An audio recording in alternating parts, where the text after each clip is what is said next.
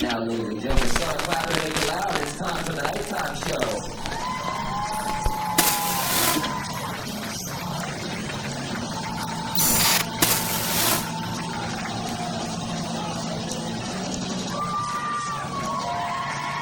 Ladies and gentlemen, welcome live to the Hollywood Improv for the 100th episode of the Nighttime Show! I am Mike Black, the voice of the Nighttime Show. With me as always, our head writer, Matt Walker.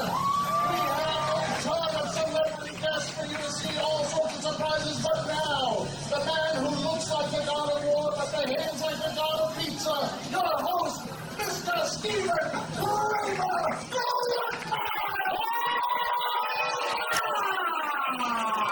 What's going on, everybody? Hollywood Improv, how we doing?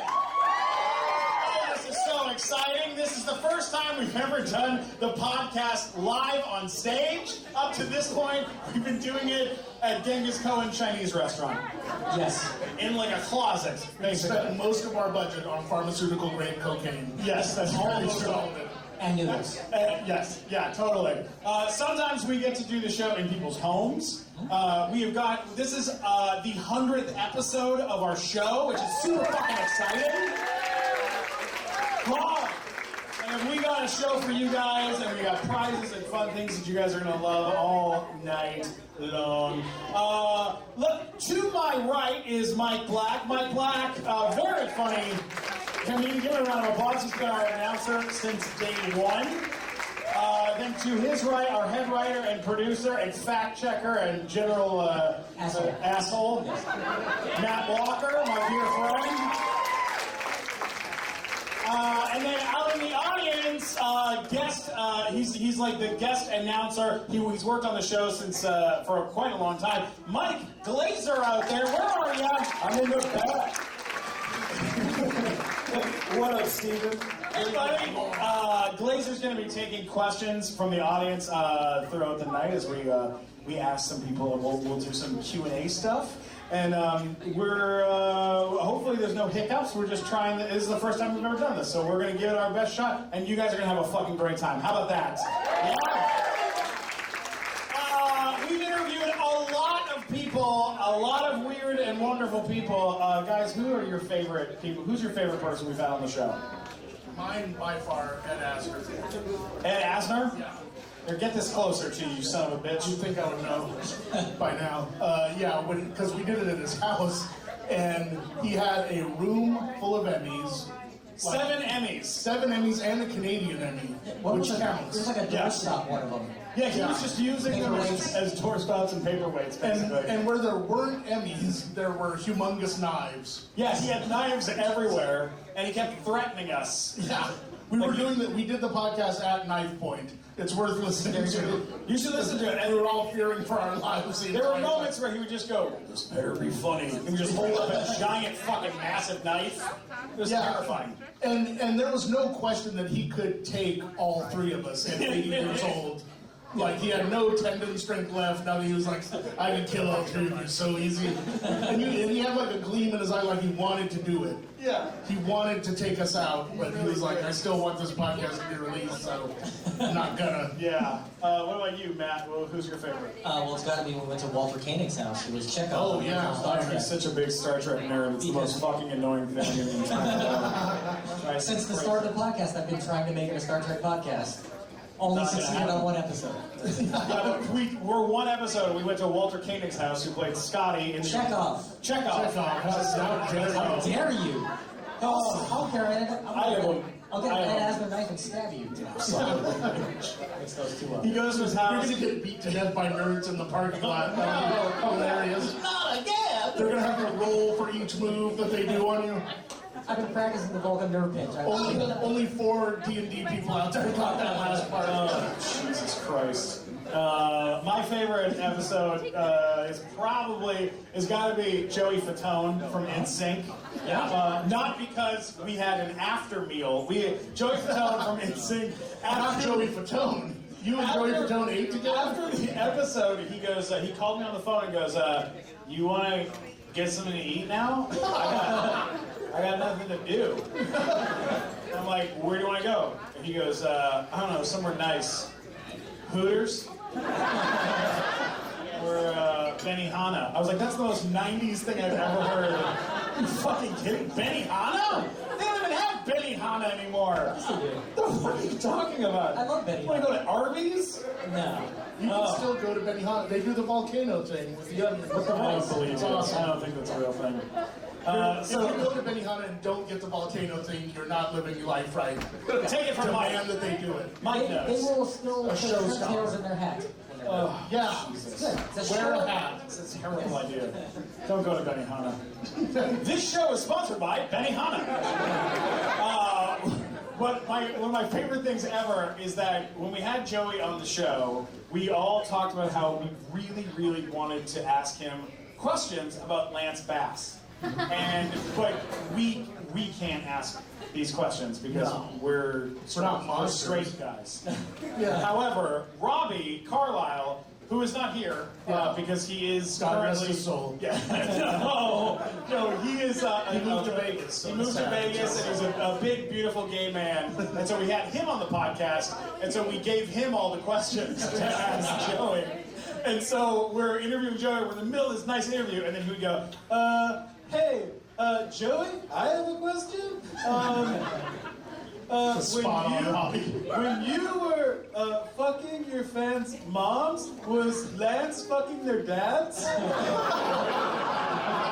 I'm like, what the fuck, dude? Really? Like, we would just be like, no. But it was Pretended good. to be upset. Yeah, but we would attempt to be upset. But it was, and he loved it. Fatone loved it. And then he went out with me to Benihana. Something that happened, and we're going to jump right into this show. Something that happened is when we were about 20 episodes into doing this show, the studio that we were recording in, there was a horrible rainstorm. This is a true story. And there was a hole in the roof, and the rain got in, and it landed on the gear from the studio, and it burned the fucking equipment out. And we had to stop doing our show, and we were like, well, we love doing it. We'd already had some really great guests at that point. We were like, do we stay and keep finding a way to do this, buy our own equipment? Like, how the fuck are we gonna do? We don't have a place to record the show anymore. And so we figured it out between these three fat heads. We figured out that we could go buy. All right, fine.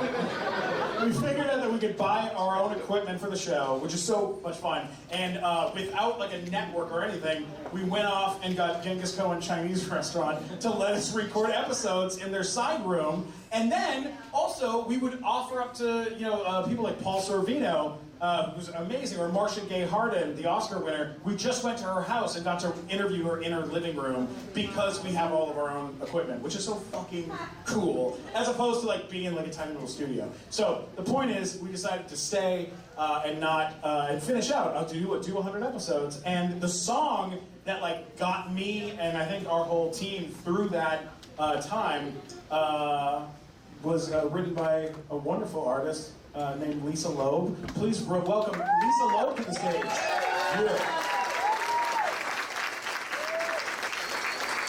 Yeah! Keep it going! She only hears what she wants to, and what she wants to hear is a nice applause. Make her feel welcome, Lisa Loeb! Grammy winner Lisa Loeb! Give it up! Give it up for her! Keep it going! Keep it going! All right, I couldn't find the entrance to the stage.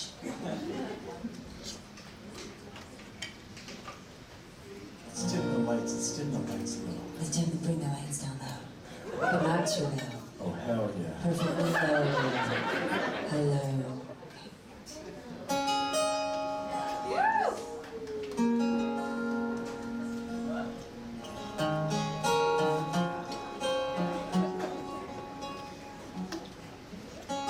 You say I only hear what I want to.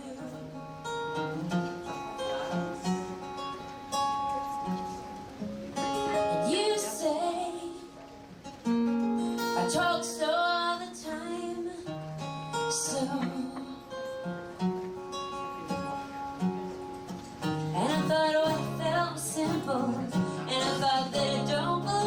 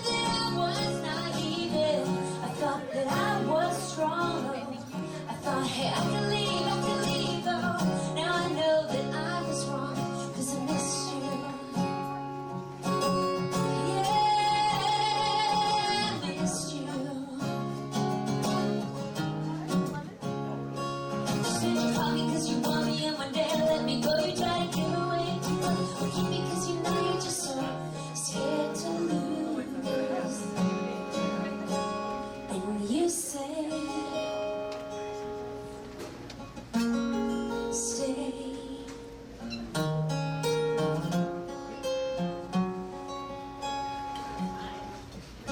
And you say, I only hear what I want to.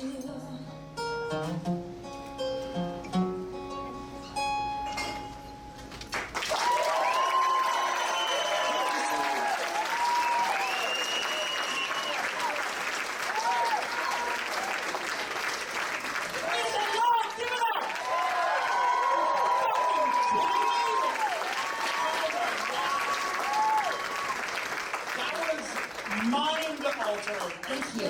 I have one question. Yeah, of course. I want to know what these folks ordered right during the last phrase. Like, and I'm like, and you say that Nachos. Try. I have 2 cookies. Wait, I think she's still singing. And then they looked up. So I was curious what you guys ordered in the end.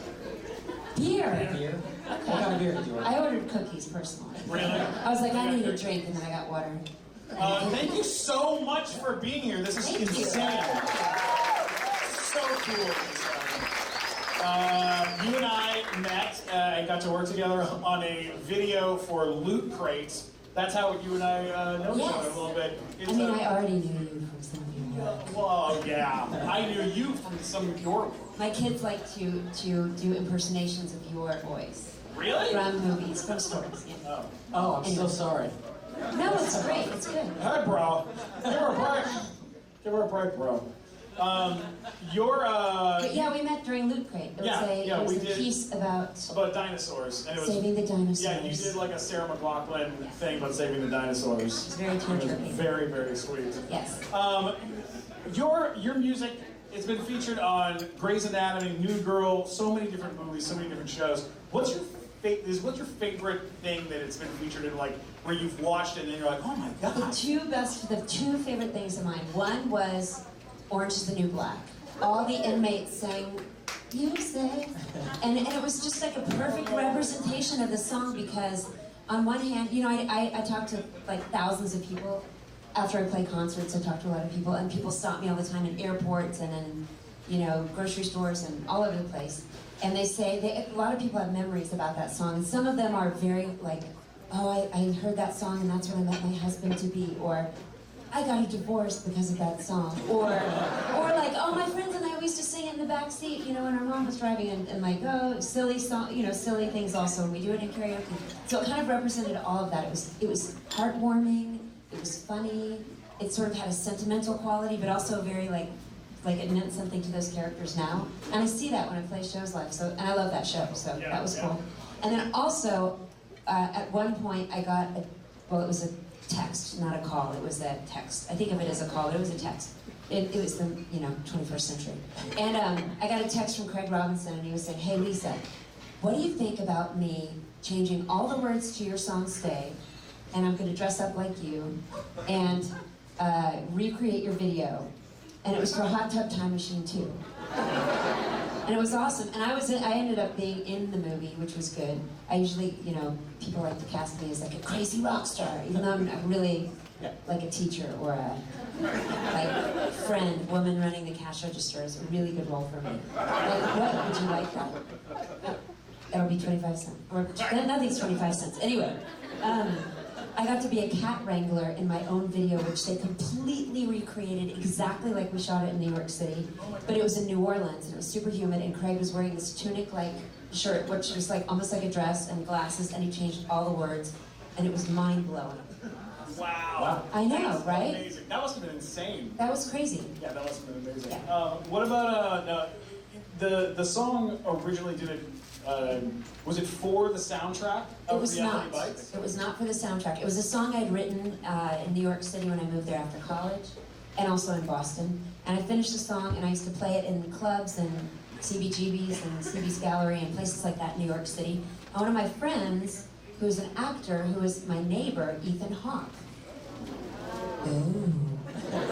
Ethan was a friend of one of my friends from college. There was that movie Alive with all the, it was like, Ethan was in 2 movies back to back, almost, with all these guys, which is great, like when you're a girl, and you meet all these people. Those are some of my new friends I met through my friend Josh Hamilton in college. They had been in the movie Alive together, and they're all the Dead Poets Society guys. But anyway, Ethan was a friend of mine. We ended up we were neighbors, and we'd hang out. He'd come to my shows, and I wrote music for his theater company. And he asked me for a copy of the song Stay that I would always play in shows, and he really liked it. Wow. So I gave him a cassette tape, because it was the 90s. A cassette tape was, Was it the 80s? No, it was the 90s. It was made of plastic. It had these little reels, you could wind it up with a pencil. Yes. And you could tape over the little holes so you could record over someone else's cassette tape. But anyway, Ethan passed it along to Ben Stiller, and Ben and a bunch of other people who are in charge of putting songs into movies decided to put the song into reality bites. That is fucking It was awesome. Oh my God, it's amazing. It was, you know, at the time it seemed like, well, of course, I'm friends with him, and he's an Right. actor, and he's in a movie. He's putting a song in a movie. But now, 25 years later, I'm like, it's amazing that things actually happen. You know, you're here, everybody's here in Hollywood, you know. Yeah. Everything's about to happen. And that's why it's so great. But when things actually do happen, you're like, well, of course. But it's unusual that things actually Go happen. back on it Yes. and go, oh, Whoa. yeah. Like sometimes you can trace lines back to specific things. Like when I was working at the Comedy Store, this guy Eric Marino came into the office one day and was like, "Hey, you should audition for the Shrek musical." And I was like, "Oh, you should go fuck yourself." Not a compliment. Not a compliment. You're like rude, you know.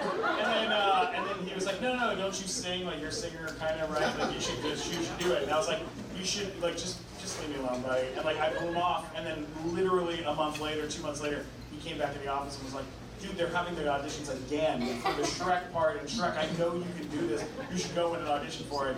And I was like, "I don't want to fucking do that." And I told my family, and my sister was like, "Of course you should go. Are you crazy?" I talked to you the night before, Yeah, and when I talked to you, you were like, I'm not going to go. It's early in the morning. I don't want to get up. I wanted everyone to tell me no, that I shouldn't go. Right. And Matt said I should go too, and then I I went. told you not to go. Yeah, you were like Mike definitely wanted don't to go. be, Mike wanted to I roll. wanted to be shot. Right. And then I went, and then I got cast as Shrek in Shrek the musical on Broadway. Which is and then crazy. it changed my whole life. They moved me to New York, and it like changed my whole life. But I can draw the line directly back to Eric Marino walking into the office. And where's Eric Marino now? Eric Marino just finished writing Saturday Night Live for an entire year. What's that? It is. It's a new Saturday show, Night? brand new show. Here's something interesting we found out is we started doing kind of like we're doing a little research into your time, into the time, and there's a couple things we got to ask about. First of all, Hello Kitty. That was something you did. Yes, now, you had a whole thing with Hello Kitty where you were like playing music in Sanrio stores? Yes. I can't believe I'm still talking about Hello Kitty. You know, I started collecting Hello Kitty in 1976 when she came to the United States of America. Did you go to the Hello Kitty Museum when they had it here at the Japanese I was in the Museum? Hello Kitty Museum. Okay. What? I had a record called Cake and Pie, which is a very philosophical album title, as you might understand. If somebody asks you if you would like cake or pie, you can say, "I'd like cake and pie, please." Which is also philosophical. You should try to get everything in life. You want to try to ask for what you want in life. Anyway, it was on Interscope Records, and they didn't promote it very well. Oh, major labels. And so another label that was started by two major label people, Danny Goldberg and Daniel Glass, were big record industry people starting a boutique label. And they said, we think we could promote the record even better. And I said, great, let's go. So I put the record out with them, but right before we put the record out, they called me and they said, oh, but by the way, you need a different album cover and some more songs. I was like, we'd just done this gorgeous photo spread with all these real cakes and pies that I got to eat afterwards. It was beautiful. But I had to come up with a new concept. I had come up with this concept where I was eating in the spoon. It said cake and pie, like it was in a fork. It looked like I was eating the title of the song. Brilliant. But anyway, so I had to make a new album cover, and I was in Vegas, and I was like, wait, what about Hello Lisa? And it was Hello Kitty wearing my glasses. That would be a great idea. This was like 15 years ago. And I called my friend who worked at Sanrio. They had sent me a rice steamer, a pink Hello Kitty rice steamer. It was marvelous. And so I called my Hello Kitty people and I said, hey, do you think that would be okay? And so they called their people in Japan. And they said, yes, you can use Hello Kitty's face, but your face also needs to be on the cover so that people know the difference between Hello Kitty and you. That's unfair. So we did that, and so we sort of took the album cover, and Hello Kitty's holding the album cover of Cake and Pie, and I have little ears, and she has my glasses. This was pre-Hello Kitty having glasses now. But anyway, so I have a relationship with Hello Kitty, and because I worked with the Sanrio company to redesign the album packaging and everything, I got to go do in-stores, which we used to do back in the day. You'd go play in a record store and sign autographs. But I got to go play in Sanrio stores and sign autographs and get all this free stuff, Hello Kitty stuff. And I even went to the MTV Music Awards with Hello Kitty as my date. Wow. Yeah! A big Hello Kitty with a big head. Do you have like 14 Karopies? I do have like Karopi. I've got Karopi-chan. I've got, you name it, I got it.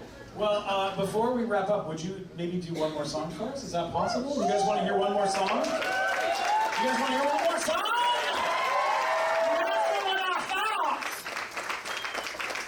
Song, I'll play a song from my newest album, Hello, the Lights Come Down. I've just put out a few records with Amazon as my record company. You've heard of Amazon, right? Every morning my daughter wakes up and says, Alexa, how much is Jeff Bezos worth? $113 billion. But anyway, I put out a few records with Amazon. The one I put out last year called Feel What You Feel won a Grammy this year. So exciting. Amazing. But this is the record that came out the year after that, which was actually, yeah. Anyway, this just came out. It's from a record I made called Lullaby Girl. It has a lot of covers on it, so I'm going to play one of the covers on it. And it's a song that I love. And it's much more appropriate for a wedding than the song Stay. People always ask me to play that at weddings, but it's not really a good idea. Congratulations. I hope nobody falls asleep during this song.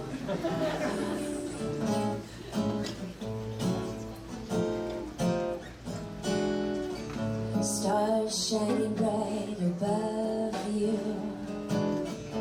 Night breezes seem to whisper, I love you. Birds singing in the sycamore tree. Dream a little dream of me. Say nighty-night and kiss me. And just hold me close and tell me you'll miss me. While I'm alone and blue as can be. Dream a little dream of me. Stars fading, but I linger on, dear. Still craving your kiss. I'm longing to linger till dawn, dear. Just saying this. Sweet dreams till sunbeams find you. Sweet dreams that leave all worries far behind you. But in your dreams, whatever they be, dream a little dream of me. A dream of me. Ladies and gentlemen, Lisa Loeb, give it up for her.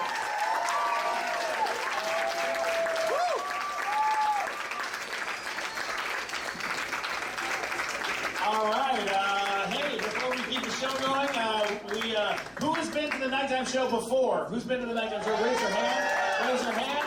I'm looking for a Rick and Morty fan. Where's a Rick and Morty fan? We got a Rick and, we got one over there. We got one there, and we got this one. This one's up front. I'm going to give it to her. This is from the Threadless Nighttime Show shop, and I'm going to give it to you. Take it! Just take it! Give her a round of applause. Oh, my Lord. Are you ready? Are you ready, Mikey? All right, here we go. Our next two guests have appeared on shows such as Wizards of Waverly Place, New Girl, People of Earth, and Shameless, but they're best known for their roles on one of the longest-running sitcoms in TV history. The only two people on this show to have won multiple Dundie Awards. Please give it up for the stars of the office.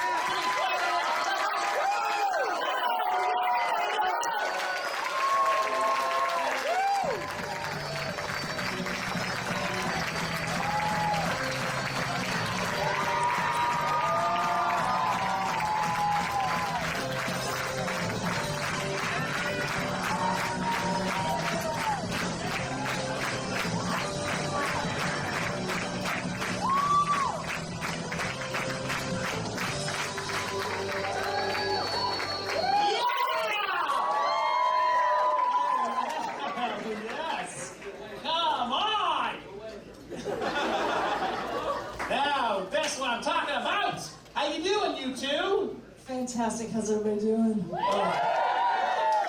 have lots of Office fans in the audience. Yes, do we? This is a loud show. It is. Wow. That show, my God, especially now with Netflix, you can watch, as I may have done, watch the entire nine seasons, right, of the show. Right, 9 seasons. And then you get to the end and you go, I wonder how that started. And then you go back to the beginning, and then before you know it, you're like you're fucking caught in it again, and you can't get it, and you're back in the loop, and you're like, I gotta see what happens to Jim and Pam. Like, you're fucking stuck in it. It's like a weird, like, whirlpool, it just sucks you back in. That was the plan. Oh my God. It's great. You're like, well, you know, Steve Carell's about to leave, I guess, well, I wonder what happens after he leaves. And you're back in it. They pull you back in, and you're sucked back in again. Wow, it's so amazing to have you guys here. This is so fun. Thanks. Craig, You're basically saying our show sucks. it's That's what you amazing. said. I love the show. Craig Robinson was on the show last month. Yay! And last month or the month before? I think 2 months ago. 2 months ago, and You sang. we closed the show with me singing "And I Am Telling You" from Dreamgirls. With him playing it on piano. What was he like on set with you guys? Did he play music a lot? Like what was he like around? He was mostly a cappella, man. Seriously, he sang all the time. Yeah, they did. Yeah, we used to break into that Billy Preston and Celine song, "Born Again," that nobody remembers. It's not about religion. It's some soul thing from the early '70s. Yeah. But you guys, like, when we'd be on break, remember at the trailers? Oh, yeah. Like, sometimes, like, Creed had a guitar he'd play, and Zach Woods would come over with his trumpet. What? Right, and He'd play, like, Helms would trumpet, play and Ed Helms with a banjo. banjo. And we had a band. Yeah. That's amazing. Talented people. I was on backup. Okay, what did you have? The Well, I used Georgia? to do it. Well, Kate sings. You guys know her from the Lampshades. Come on! Lampshades. Now, I know that you tour a lot with Jane Lynch. Are you Yes. guys touring together currently? When do you guys do that? We're actually about to. We're doing the Carlisle Hotel in September in New York City, and we did a Christmas album. We're actually doing a huge Christmas tour. Our Christmas album hit number 10 on the Billboard Top 100. It's called Swing a Little Christmas. So, Swing a Little Christmas. It's one of those things where, like, well, you know, hey, it's Christmas. Let's play the same 5 things that we've listened to for the last 25 years. We're just desperate to get on the People are conditioned, aren't they? They are. We look They're forward to creatures those of habit. Christmas This is songs. true. So, You know, yeah. I know there's a song that you played for me the other day that's you do "Far From the Home I Love" from Yes. Fiddler on the Roof. Right, but with like Jane Lynch. But like what? Is it a We do like calypso? an upbeat. It's a show tune that's like a ballad, but we do it like an upbeat, crazy bongo driven, swinging. It's How ridiculous. to make you understand? Oh, it's Yeah. so funny. You guys have to. I love musicals. I'm so glad you went to that audition. What are you, crazy? I know, right? Look, at the time, what happens in stand-up sometimes is like you get trapped into going like, well, this is all I do. And what's great is about podcast is like podcast kind of like broke a lot of comics into being like, well, I can also sit and talk to people and talk to them about funny stuff. Right. And like, but you know, like so I was an actor first, and then got into stand-up, and then once you're in stand-up, there's like a thing, especially at the Comedy Store, there was like a thing where you're like, oh no, I'm just a comedian. Like, Sign that contract, that Yes, contract. yes. Stop talking. That Sold Everything your else. soul to the comic devil. Oh Yes. yeah, it's changed now, but like 10, Has this is it? like 10, 12 Has it years really? ago. And then it becomes No, you're still selling yourself. and there's this thing where it's kind of cool to be cynical, like kind of cool, like, I'm not gonna do that. Well, like I Tap remember, dance I'm not me, gonna tap sell dance, no. You sing and make people happy. No, why would you want to be? Please. Oh yeah. I can't wait to sell out someday. That's my biggest Pay me. I will do whatever you want. Oh no, I love you, buddy. That's very expensive, Steven. Here, man, that's something. Yeah. Here's a quick question for you. When you're doing the show, Oscar, this is a good question for you. When you're doing the show, did you know that Oscar's character was going to be gay when you got cast in that role? Kate will answer that. No, I didn't. They turned him gay. As what happens made him gay. Just in that one episode, it was like, you do the scene and Steve Carell kisses, you're like, I guess I'm gay now. There was a rumor that he was gay. People are like, they made the character gay or Oscar's gay, and I'm like, well, the writers are bored. It's just rumors, whatever. And then Greg Daniels like, hey, Oscar, can I talk to you for a second? and like we're leaning, like, and he's like, would it be okay? Do you mind if they make your character gay? And I'm like, no, I don't care. It's not because I wrote the script. Too late. And I think he wrote the script, Gay Witch Hunts. He wrote Right. it. It was great. He really, he worried about it. He worried if it was going to be right or done properly or whatever, and it was great. I'm like, are you kidding me? It's Well, yeah, it fantastic. really brought you into the forefront, didn't it? Like, Yeah. character, I mean. Yeah. And then they're like, okay, so now I'm like, well, now he's gay, and I'm like, how is he gay? How do I make it? I'm like, wait, he's gay. He was gay. Just be cool. He was gay. He's gay. Being the way he was. It's like he's more gay. No, he's just gay. He's gay. Well, the moment that kind of sealed it, the moment that sealed that episode is the kiss with Steve Carell. Which wasn't supposed to happen. What? It was improvised. It was? Are you serious? He's such an ass. The first couple We did it. We just. I remember I was in the. And then the time he kissed me, he didn't stop. He's like getting closer. I'm like, what is he doing? I'm like, oh, he's gonna. This is happening. This is happening. And then we're kissing, and they're all laughing, and I'm like, oh, I hope the camera's not on them. I hope they can use this because I don't want to keep doing this. He's a lovely man. No, he's a lovely man. He's a lovely man. But we kissed and we hugged, and he had a gabardine form fitting. I felt his entire body. Kissed, and they were laughing like idiots, and it was very fun. Oh my God. That tape is great because you see your lips literally dodging. Why does he have to prove? What does it mean? What does it mean? That's what this show is painfully funny. now, Kate, I know that you, when the show ended, there is something that you kept from the show, right? There is like a piece that you got, because like everybody got to keep something. This is true. I actually kept my pelvis cast. What the fuck? What did you keep? What did you keep? The pelvis cast. Oh.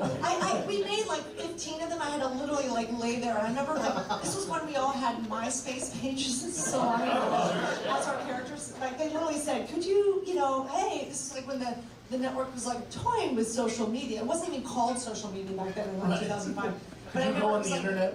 Yeah, right, the interweb, whatever it is. But I literally, like, I remember, like, posting this thing, like, Meredith gets plastered, because they had to do, like, plaster Paris with my, I'm hilarious. Don't worry, don't put yourself down. That's good. It's a good bit. Sorry. So I saved one of those. And actually, the first take, which was such the one that they actually used, John Krasinski accidentally signed his name John Krasinski instead of Jim Halpert. So I actually had to do another because I had they kept replacing it in the train. I don't know, whatever. But Yeah. I got him to sign his name again because he was in his shame. So. That's fantastic. Oscar, what about you? Did you get to steal anything when it ended? Did you take anything home? No, I don't. No, we were supposed to take something. I don't know. I took shoes. I took a pair of shoes. I haven't worn them. I have them home. What am I doing? We should put them on the wall. Gave them away on the wall. I don't know, right? Black. I don't know. On the last episode of the third season of Big Time Rush, when I was doing the thank you. The last fan. Not true. When the show came to an end of season 3, they were like, show's over, and I was like, oh, that's too bad. Hey, can I take some of the stuff out of my office? And I had all these gold records on the wall. They were fake gold records, but they were very expensive because they were set decks, so they could shoot them without the glass being reflected. Okay. And I was like, can I take these? And they were like, yeah, do whatever you want. And I backed up like, You got like 30 of them. and I got 30 fucking gold records off all the walls, loaded up a truck, and I was like, eBay. Like, this is gonna be, I'm gonna eBay the shit out of this. Did you? I eBayed a bunch of them. I kept a bunch, and I gave a bunch to charity. It's like and house I still payment have money. That's great. But yeah, like, I was like, I'm gonna hold on to these. That's the way to do it. And then they called. They go, we're coming back for a 4th season. And I go, no, really? They go, yeah. Where's those gold records? records? And I go, I don't know. I didn't take any. I don't know what you're talking about. I guess you're going to have to go make more of them. And then they had to go make more of them, and they were mad at me. Pretty legit. Something we were talking about last night, me and the fellas here, were, favorite bosses. That was something. You guys had multiple bosses on the show. Oh yeah. Who was your favorite? Aside from Michael Steve. Scott. Yeah. I'm gonna say Charles Minor, aka Idris Elba. Oh my God. Idris Elba. He actually he was so nice to me at the Golden Globes after that. I'm like, when Idris Elba's nice to you, you fucking pick out the ladies. He's like total eye candy. He's gorgeous. And he's British, but he wouldn't speak with a British accent while we were working together because he was so in character. He was amazing. He's amazing. He's also a DJ. Beautiful man. Yeah, he'd be like fly to New York for the He's weekend. a great actor. He's a great DJ too. The Wire? Yeah. Yeah, The Wire. He's the real He deal. was great, and James Spader was great. Robert California was ridiculous. What was the other bosses? Yeah. What was he like to I was work with? afraid of James Spader. He's scary. Really? Yes, he's like he's like the guy from Sex, Lies, and It's Videotape. James He's like Spader. James Spader didn't speak for 4 days, and we were like, oh, all right, that's cool. He's whatever. And then he just started talking, and then he was never fine. shut up. He left 4 days of talking in the next day. I think he was checking us out to see if we were cool, nice people, to see if we even wants to make friends. Because in this business, he's like, I don't have any more room for it. So he was just kind of checking us out, and he was quiet in the makeup room, and we're like, oh, there he is, that's cool, James, I can say hi. And he'd just hang out, and then one day he just started, I was with Dylan backstage, and he's saying stories, and then he's very professorial, and he says stories, and He is professorial, professorial. yes. He will say stories, and 9 out He's of 10 are really too. some are He good. uses big words during this podcast. He He's uses a words, and if you vocabulary. interrupt him, he'll stop and look at you. Are you finished with the? But if it's funny, he laughs and he appreciates, and he's very protective of the other actors. He was very cool. He was, to and actually us. one He was time I very- grabbed his ass during one take during the Christmas episode, and I thought I was going to get fired. I was like, that was a bad instinct. Like, don't fucking, don't grab James Spader's ass. Why did you grab his ass? Because he was like touching my cheek. He was doing this thing, like we were right by the Christmas tree, and Was the cameras rolling? Were yeah, you they were shooting? like, no, I would never grab his ass. Groping him off camera. No. It's a nighttime show. Anything goes. Get to the bottom. And the minute we stopped camera, I was like, oh my god. But I went up and I apologized afterwards. I was like, I'm so sorry. I said I should have probably checked with you before. And he said, no, that was the next indicator. That was a good instinct. It was a good instinct. They didn't end up using the take. I'm sure he was like, cut that shit out. Get rid of that redhead. Cater, that was not you. That was your character. That's right. It was my character. Yes. That worked. I would love to add. Here's something we talked. We had a little dinner last night, the three of us, and we were sitting around going like, it's got to be like when you are doing a show for a long time, and then you bring in someone else into the mix. Like it's gotta like kind of be it's gotta be kind of weird sometimes, like to bring someone in that's never been a part of the show. And when you guys. Especially when it's people like Will Ferrell. Yeah, like if you guys are Ferrell was 4 the years greatest in, though. I mean, he's like, because he's a play actor. but you're like 4 or 5 years in, and then you bring in like Ellie Kemper, or you bring in Right. Zach Woods. Oh, like okay. what was that dynamic like getting to have like someone else there? Ellie was there before Steve left, and so was Zach. Yeah. And then they were great. I mean, because they're they're really they're funny. awesome. I mean, they're so talented, and Zach's such a great improviser too. I mean, Ellie's too, but Zach is like, his mind goes. I mean, that kid is like. Yeah, when you said that, I thought of when Steve left. When Steve left, that was a really emotional week, and thank God Will Ferrell was there to Yes. kind of. He was like a shiny object to distract us from the pain. Yeah. 2 weeks of like crying. But Ellie was there before. She was there. She's in season 4. Yeah. She's so funny. She's Yeah. so great, God. So funny. Yeah. We want to grab some questions from the audience. Mike Glazer, are you in the room? Yeah, I'm here. Where are you, you beautiful bastard? Come on out. Is anybody on a Match.com date? I just want to know. Every time. Tindering tonight. Who's on the phone? Tinder Right dates. back out. Hey. In the back, Tindering. Glazer. There's Mike Glazer right here. He's a beautiful bearded gentleman. We have any questions for Kate and Oscar up here? Any questions from the audience? Throw your hands up, folks. I know you got questions. And no, we never got it on backstage. That is That we know of. anybody. I mean, I got one over there. I want a question over there. If I haven't, I'll take any excuse to talk Right to there, you. behind you, buddy. There you go, buddy. Behind you. Yep, there's one right there. Someone's listening. There you go. Right here. All right, hang on. Here you go. What was the funniest take that didn't make it into the show that you could think of, or that like almost made it in? Great For question. you guys. That didn't make it into the show? Oh, Jesus Christ. Well, you know, there's a whole, on YouTube, there's like bloopers and deleted scenes. Bloopers. That sounds lame. Our show wasn't lame. We didn't have bloopers. We had funny moments that. When Steve, there was an episode where Phyllis wanted to be Santa Claus, and of course, fucking Michael Scott can't let that go, so he was like a dueling Kate showed up Santa. as Santa, right? And he Dueling insisted Santas. that Kevin sit on his lap, and he's like, "Little boy, sit on my lap." And Brian sits on his lap, and he's like, "Oh!" And you can see, like Ed Helms and VJ Loeb, but Ed could not keep a straight face, and we just had to use it. But he's in the corner, and he just kept walking off to the side because he couldn't stand it. I love it. What else we got? We've got a bunch. I'll come down there in 1 second after this one. Okay. I have a question for Oscar. I'm curious, was there an implication in the finale that Oscar and David Wallace had some sort of connection? Oh yeah, they had an affair, and like there's a scene where we make out outside by the dumpster. I mean that costume, the dinosaur costume for Halloween. Remember? Yes. Yeah. Okay. Yeah. Confirmed. That was yeah. They had an affair, and so Oh my God. so Angela and Oscar got into a big fight. No. I thought you were saying David Wallace. David Wallace. You're saying David Wallace, not. Who's David Wallace? That's. We're talking about the senator, not the Just senator. changing the fandom forever.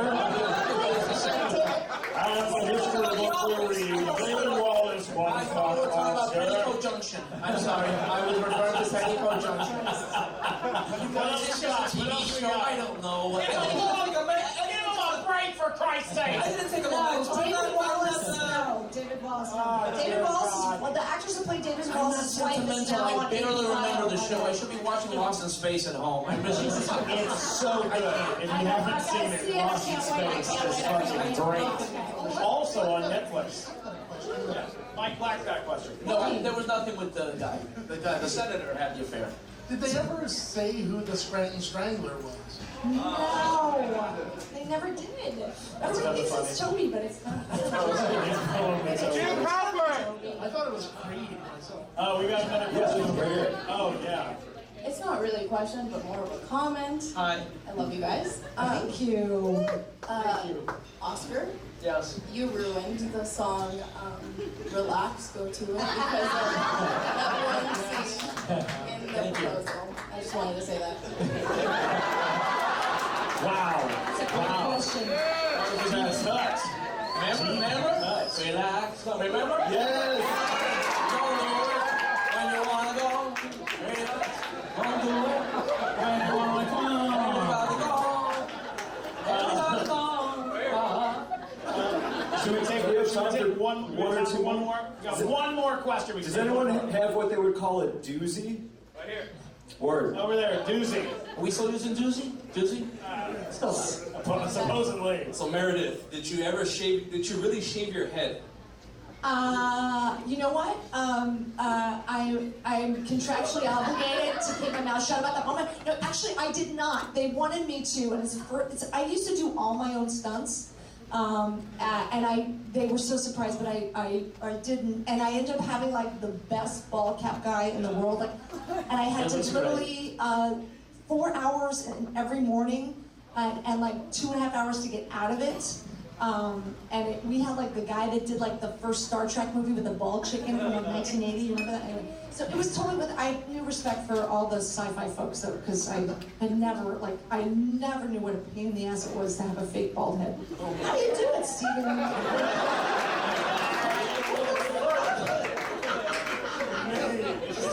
blonde hair. But I just say, I love wearing wigs, so I love that, like, they just kept it going with Meredith with the wigs. Fuck, that was like one of my favorite things. I'm like, I'm really, I'm not a woman, I'm a drag hang. I'm a drag. And it's, I love it. For the record, Kate, I remember Lieutenant Ilya in the 1979 Star Trek motion picture. oh my god, that's our thing, it was 79, not 80. Sorry, Star Trek fans. Sorry, you sci-fi geeks out there. He's on it.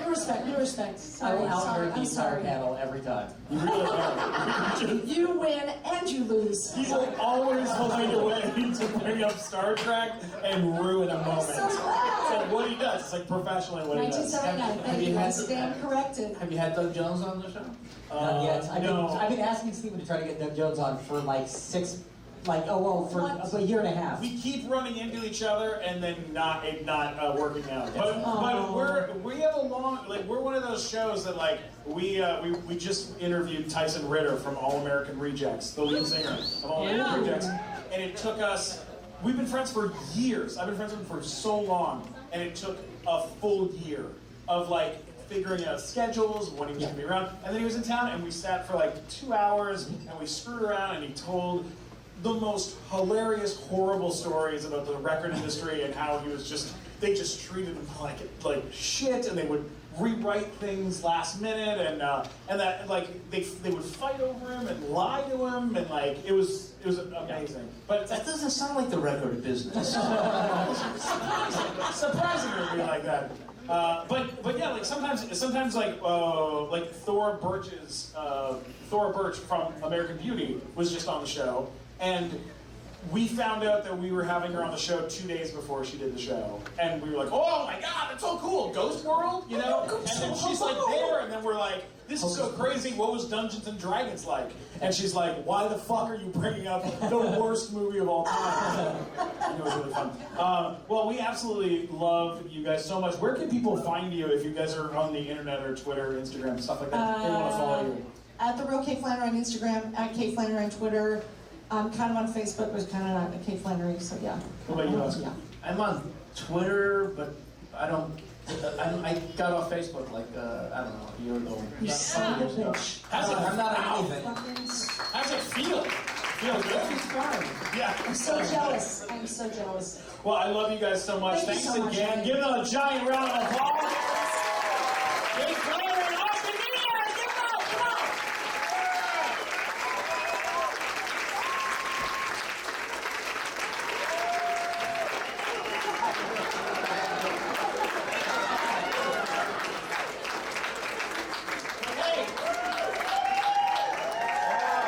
We're going to keep this show going and moving, but let's load up a video. This is, if you pull it up, this is the He-Man Glickman, that video. Do you see it, buddy? Yeah. Here's what happened. We interviewed Bruce Vilanch. Now, Matt, you want to tell them who Bruce Vilanch is?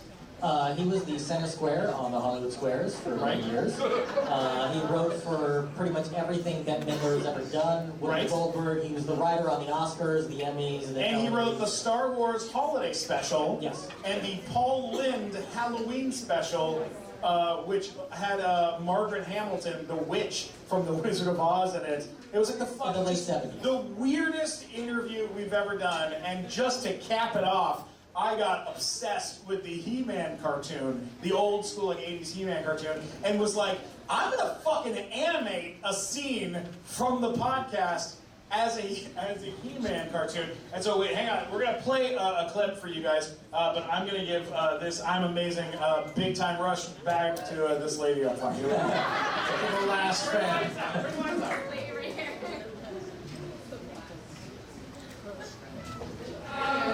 Untitled Chapter podcast, live from the Improv on Eternia. It's the Nighttime Show podcast. I'm your announcer, Mike Black. So fuck off, Glazer. With the beast producer in town, Matt Walker. Fabulous secret podcasts were revealed to me the day I held aloft my magic sword and said, by the power of donuts, I have a podcast! Today's guest is best known for writing the Oscars, the Emmys, the Tonys, Hollywood Squares, the Star Wars Holiday Special, and Paul Lynn's Halloween Special. It's Bruce Vilanch. And now, the most powerful host in the universe, Stephen Kramer. Yes! Mike Black is great. I have to get pumped up to do it. You're a terrific announcer. This is the most work I do all day. That's wonderful. We are so incredibly excited. This is a huge honor. Sometimes, we get some wonderful guests on our show, but this is an exceptional situation happening here. Sitting here in the shadow of exploding boogers. No one ever got that worked up. Ed McMahon made a tiny living. I'll have you know I burned 17 calories today. Look, we got to talk about on the Paul Lynn Halloween special. Yes. Kiss was in that, weren't they? Yeah. Kiss, yes. It was the first television thing they had done, and we were all terribly depressed because they showed up with the president of their fan club, who was Ringo Starr's son. And the idea that Ringo was old enough to have a son who's a Kiss fan, yeah. depressed all of us, who were like teenagers when the Beatles came over. Anyway, so they came, and of course Paul had no idea. Who are they? And they came by, they had no makeup on, he was not impressed at all. And then they got into the whole slap dragon stink, and they ran their number, and I was sitting and watching with Paul, and Gene Simmons came over, and he was singing to Paul. He stuck his tongue out, he had this legendary tongue, and he just stuck the tongue out, and Paul looked at me and said, "He's a star."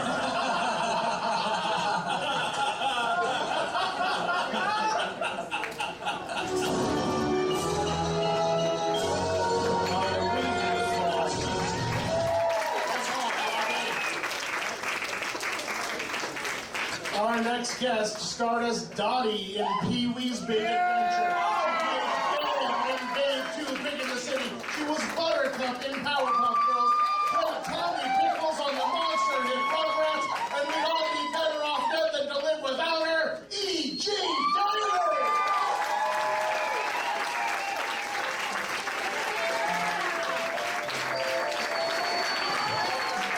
Watch her run. Keep it up, keep it up!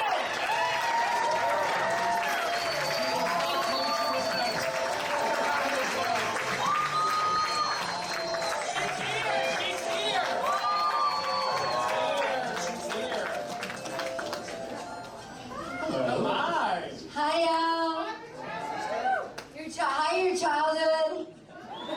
That's what she said. She called me her childhood. I don't know what to do with that. Hi, Hey, how are you? I'm doing awesome. How are you? I'm good. Are you going to sing? I was looking at my behind. Oh, yeah. From behind. Behind. I'm so excited that you're here, and we have lots of questions for you, but I would love you to do a song first, if that's okay. You want to do a song first? Do you want me to do one now, or you want me to do one later? Well, do one now, and then we'll chat for a little while. How's that sound? Okay, well, I just want to introduce my amazing, talented partner in so many music projects. This is Lee Miles. Are you okay, Lee? You look confused. I'm worried about improvise on I'm worried about Lee. fucking mic situation here. How are you going to sing, Lee? Hello! He's a rock star. He can bend sideways and do it. She's not lying. Alright, so we're gonna wing this song for you guys tonight, because really this is a talking blog, but we're gonna pretend we're gonna be rock stars tonight. Ladies and gentlemen, E.G. Taylor!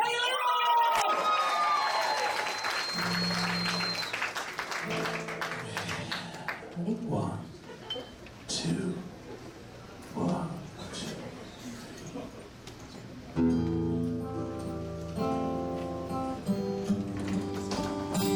Just kidding.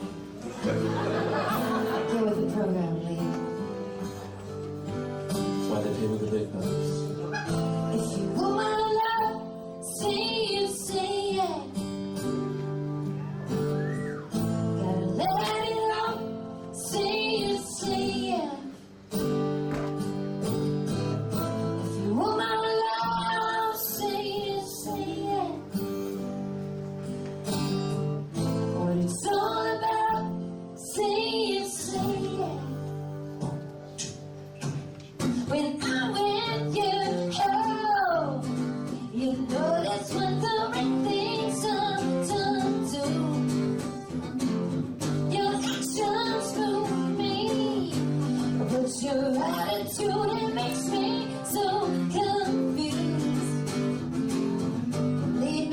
up in the right direction, then you live it down, put up protection. Ain't gonna be no sacrifice, just a few words that might sound nice. If you want my love, say it, say it.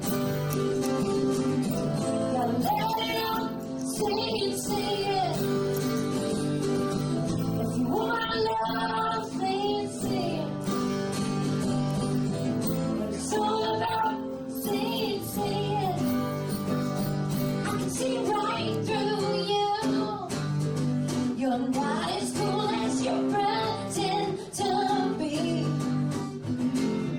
Your reactions to me, you're just waiting for the words to come from me. You lead me up in the right direction, then you let me down, put up protection. Ain't gonna be no sacrifice, just a few words that might sound nice. If you want my love, say it, say it. Gotta let it out, say it, say it. If you want my love, say it, say it. It's all about, say it, say it. Don't try to disguise what's in your eyes. They're so revealing. I know you're afraid, but it's okay. Say what you feel. I can't believe I did that. Oh, my love, say it, say it. Gotta let it out, say it, say it. I love you. If you want my love, fucking say it. It's all about say it, say it.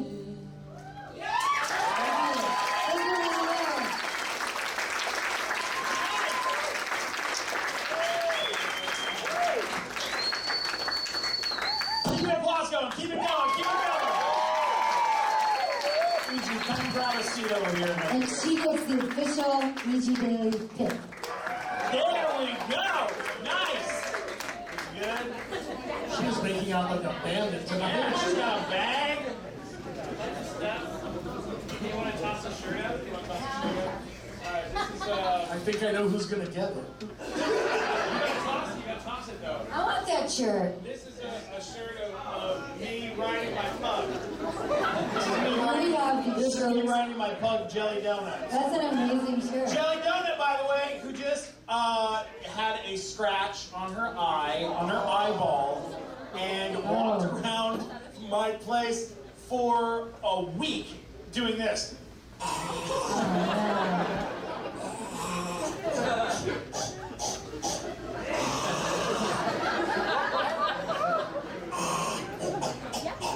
And to be fair, not that different from how that dog normally acts. That's the normal sound that it makes. It just was like with one eye closed. And it was so depressing. And then I treated her. I put a little bit of gel on her eyeball every single day, 3 times a day. Her eye's totally better. Jelly Donut. Give it up. I saved my dog's life. Doctor in the house. Throw it out to somebody. Toss it to someone. Yeah! Nice! Good catch, buddy. All right, E.G. Daily. Yeah. Okay, let's start with Pee-wee's Big Adventure. Pee-wee's Big Adventure, one of the greatest fucking movies of all time. Tim Burton's first feature film. Paul Rubens, one of my heroes of all time. Mike Glazer, where are you, Mike Glazer? I'm in the back. Mike Glazer introduced me to Paul Rubens earlier this year. It gave me a fucking panic attack. I was freaking out the whole time. I couldn't believe I was even talking to him.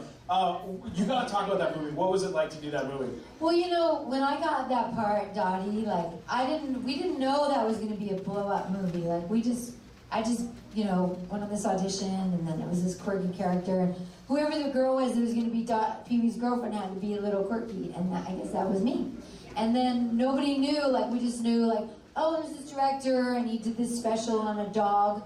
It was a short on a dog. His name was Tim Burton. And he's like this up-and-coming director, and I was like, cool. And so, you know, it turned out, like, you never know when you do, like, movies, like, you never know what's, I didn't know Valley Girls was gonna blow up. Did anybody see Valley Girls? Yeah. I was the one that was like, with my pigtails. Yeah, we didn't know. It was just one of those weird things. But I knew, like, when I went to the set, which I think was Warner Brothers, and they had this amazing set of his kitchen and the cereal bowl, and I was like, this is really cool. And then the next thing, that was Tommy Pickles. Yes, that's really cool. That is like, that's something like we have to talk about. Rugrats changed in animation. It's like that's how Nickelodeon is Nickelodeon. That show, man. Yeah. That's fucking crazy. And you did that show for a long time. You did the whole run of it, and every iteration since then, right? Yeah, 14 years, and I did all the way up, which, you know, people didn't like as much. But, you know, honestly, this is a great message for everybody in here. I wasn't even going to go on that audition. They were like, it was my first audition I'd ever gotten. I did a play, and some guy was like, here's my card. You're really good with your voice. And I was like, I'm not a cartoon, I'm a person. And then the next thing, you know, he gave me his card, and I called him, and he goes, go on this audition. I was like, no, I'm busy, I'm good, but I'll get you on the next one. And he was like, no, you should really go on this one. I was like, no, because I have these guys, and they're working in my house, my apartment, and they're gonna rob me, so I have to stay there. And he was like, just go on it. I was like, okay. So I was like, guys, don't rob me, I'll be right back. And then I left, and then I went to this audition, which was my first voiceover audition. They showed me a little claymation of a character. And I've been doing this voice since I was a little girl. Like, I'd hold my best friends, we'd hold pinkies like this, and we'd walk around the playground, and we'd be like, I don't think I'm gonna let Farshid drink from the water fountain today. I don't think I like Farshid very much today. And it was like, that was the voice I did when I was a kid, and then all of a sudden, you know, I did this audition, and I booked this job, and that was Rugrats. It was my first audition, and I almost didn't go. Right? How do you differentiate between playing a role like Tommy Pickles and playing Patty Mayonnaise? Because you and I are totally different people. Like, you and I are not the same people, so how am I going to mess you up with me, right? I'm like sweet and sexy and pretty, and you're like, ah, you know, whatever you are. And you're like sweet and open and just happy, and, you know, it's like everybody's so different that... So when you approach a different character, do you I can't confuse Buttercup, who's like, listen, Mojo Jojo, I'm gonna whoop your hiney. That's Buttercup, right? You're not gonna go, listen, Mojo Jojo, and then go, oh, baby, that you, and baby, that you. Like, how the hell are you gonna mix those two people up? Like, they're completely different spirits, right? Yeah. So I don't confuse people, just like, you know... You don't confuse voices. I can't confuse them. It's impossible. It's like, you know, it's like this water bottle is different than this microphone. They're different. That was a bad example, but you got what I'm talking about. Now, on Powerpuff Girls, you got to work with your friends Kathy Cavadini and Tara Strong. Tara Strong, who we fucking love and adore. She was going to come tonight, but yeah, she just came back from Europe, and her father passed away, and so yeah. Yeah, that's sort of rough. You play, of course, Buttercup on the show. I'm Buttercup, and Mojo Jojo's gonna whoop all your eyes. Now, here's a question. These two women are friends of yours. What's it like to work with friends that support you and treat you nice and are like good friends? He knows nothing about and don't treat you like shit on a regular. Are you being mean to him? No, I love these guys. They're wonderful guys. He bought me lemon cake yesterday. I did. You know why I wanted lemon cake? Is because this is what did you do? The bill came and you said, buy me lemon cake. So, all right, fine, I'll buy you lemon cake. If you tell me I have to buy you a lemon cake, I have to. I guess I have to. That's just how it works. Well, the answer to your long ass question with all your interjections is basically. We had so much fun doing, like, all our shows. Like, I work with Tara Strong, who does, like, My Little Ponies, and she does, like, you know, she does so many characters, guys. Tara Strong, look her up. And and Kathy Cavadini, when we did the Powerpuff Girls, literally there were hours and hours of B-roll of us talking shit when we should have been talking as our characters, very, very G-rated, but there was some funny, like, bad-rated stuff that went down. And the engineer of those sessions would make so much money if we released that stuff, because it was like, It was really fun.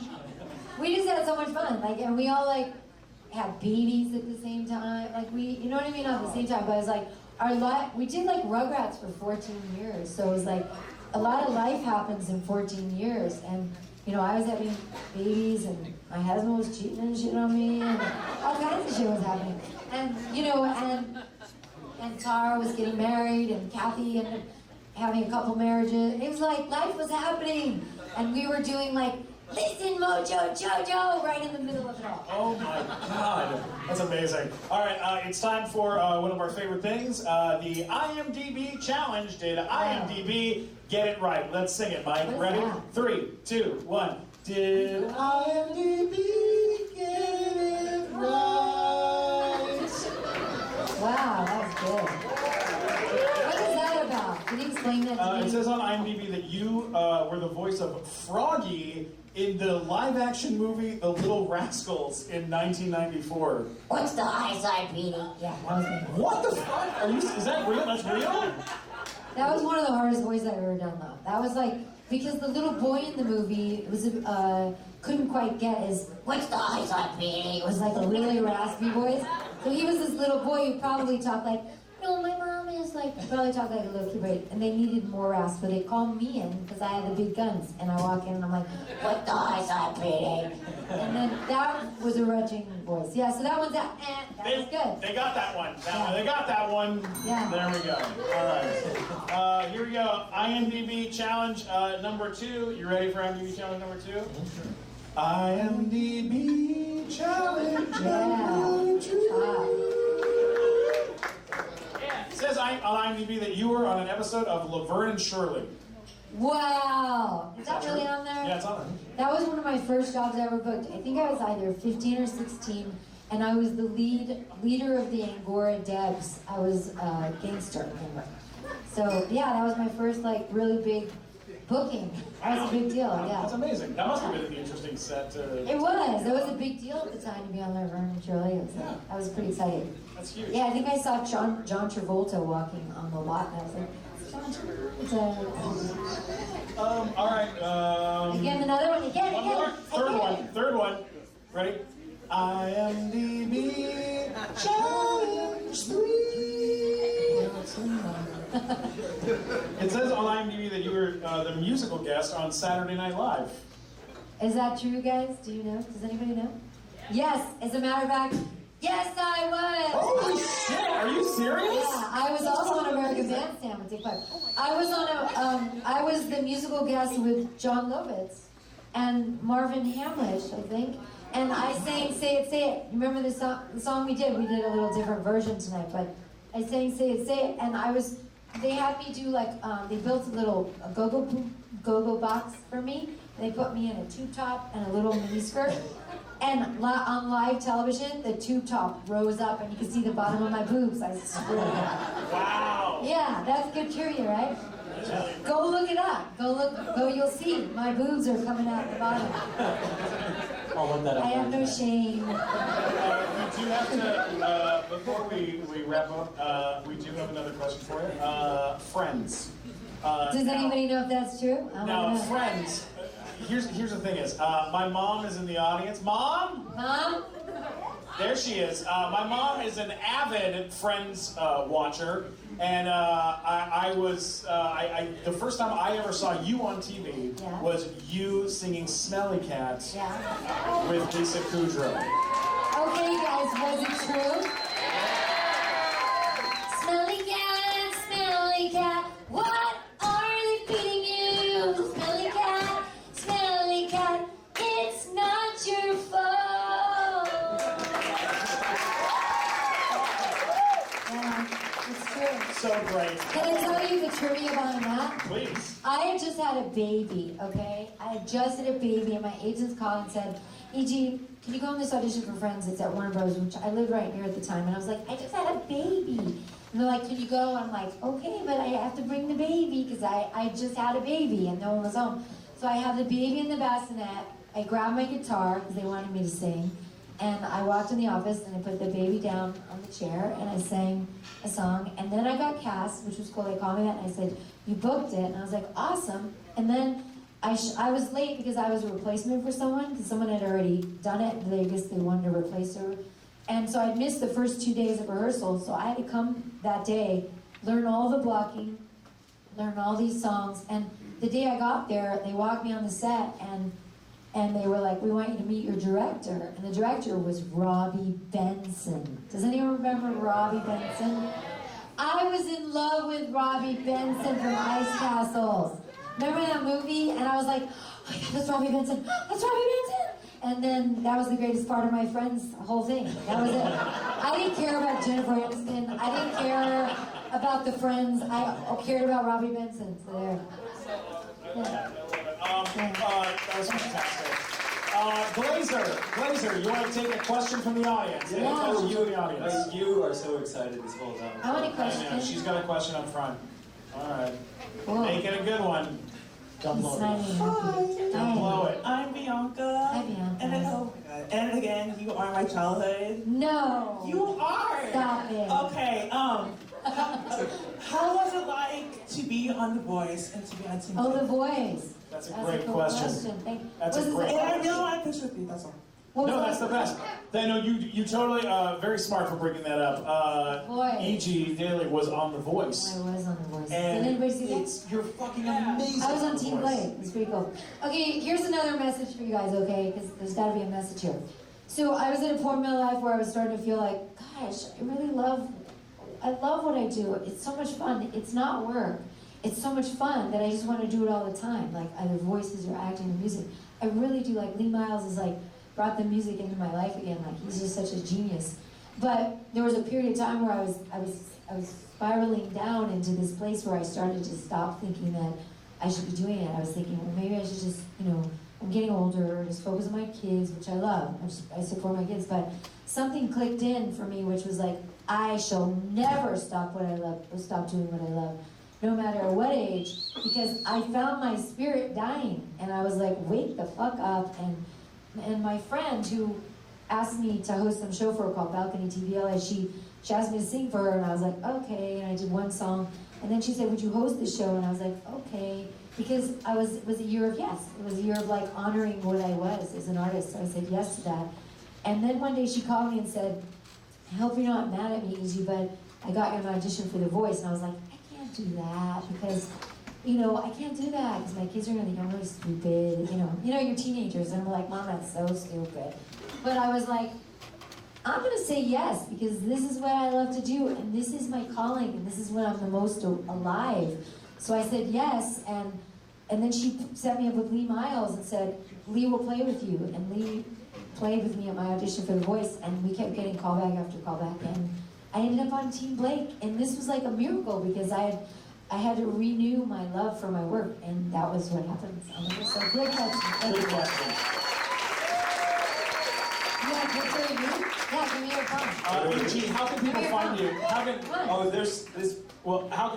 people find you on the web, on the interwebs? I need more followers on Instagram, so get your damn phones out and follow me right now, because I want 87 new followers, and I'm at Real E.G. Daily. Just Real. You're already following me? Thank you. Instagram and Twitter, it's Real E.G. Daily, because there were some fake ones, so I had to pick Real E.G. Daily, because those motherfuckers got my page. Hey, Steven, there's a very important question. Okay, sure. One question from over here. Sure. It's very sparkly. Hi, I saw your one-woman show so many times. Thank you. Wow, really? And it's nice to hear you talk about Hunter and Tyson as teenagers. Oh my God, thank you so much. Why didn't you play the harmonica tonight? You are such a talent, and I want to talk to you again too. I remember you, by the way. She came to, that's right, you came to, it's dark, but I can see you. Yeah. I can see you. Sparkly, she's very sparkly over there. Yeah, that's awesome, thank you. I did a show called Listen Closely, which was that time period where I was finding myself again, and it's called Listen Closely, and what I did was, in the play, I played myself and my inner child, which was Lily, so I talked to myself.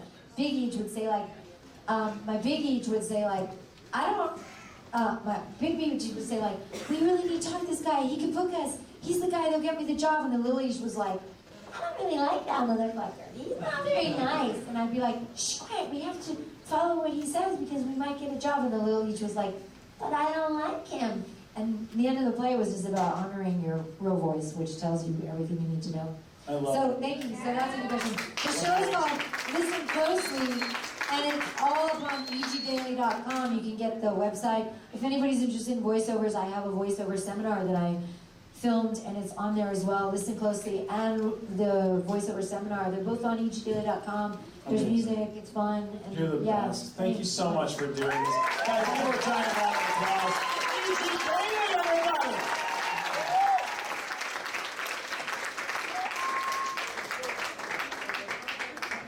Give her a round of applause, EG Daily.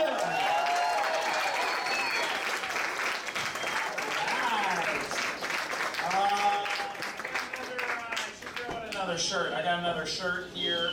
Back. Here we go. This is a I'm Amazing shirt. Hey-ya-ya! I'll throw one more.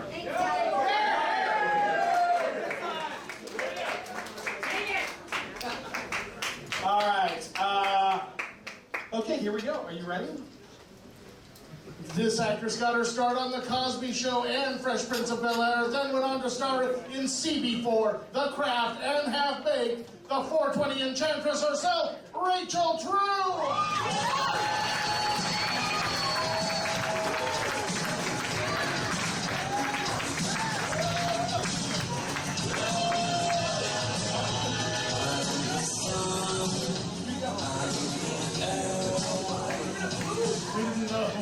You were in a boot?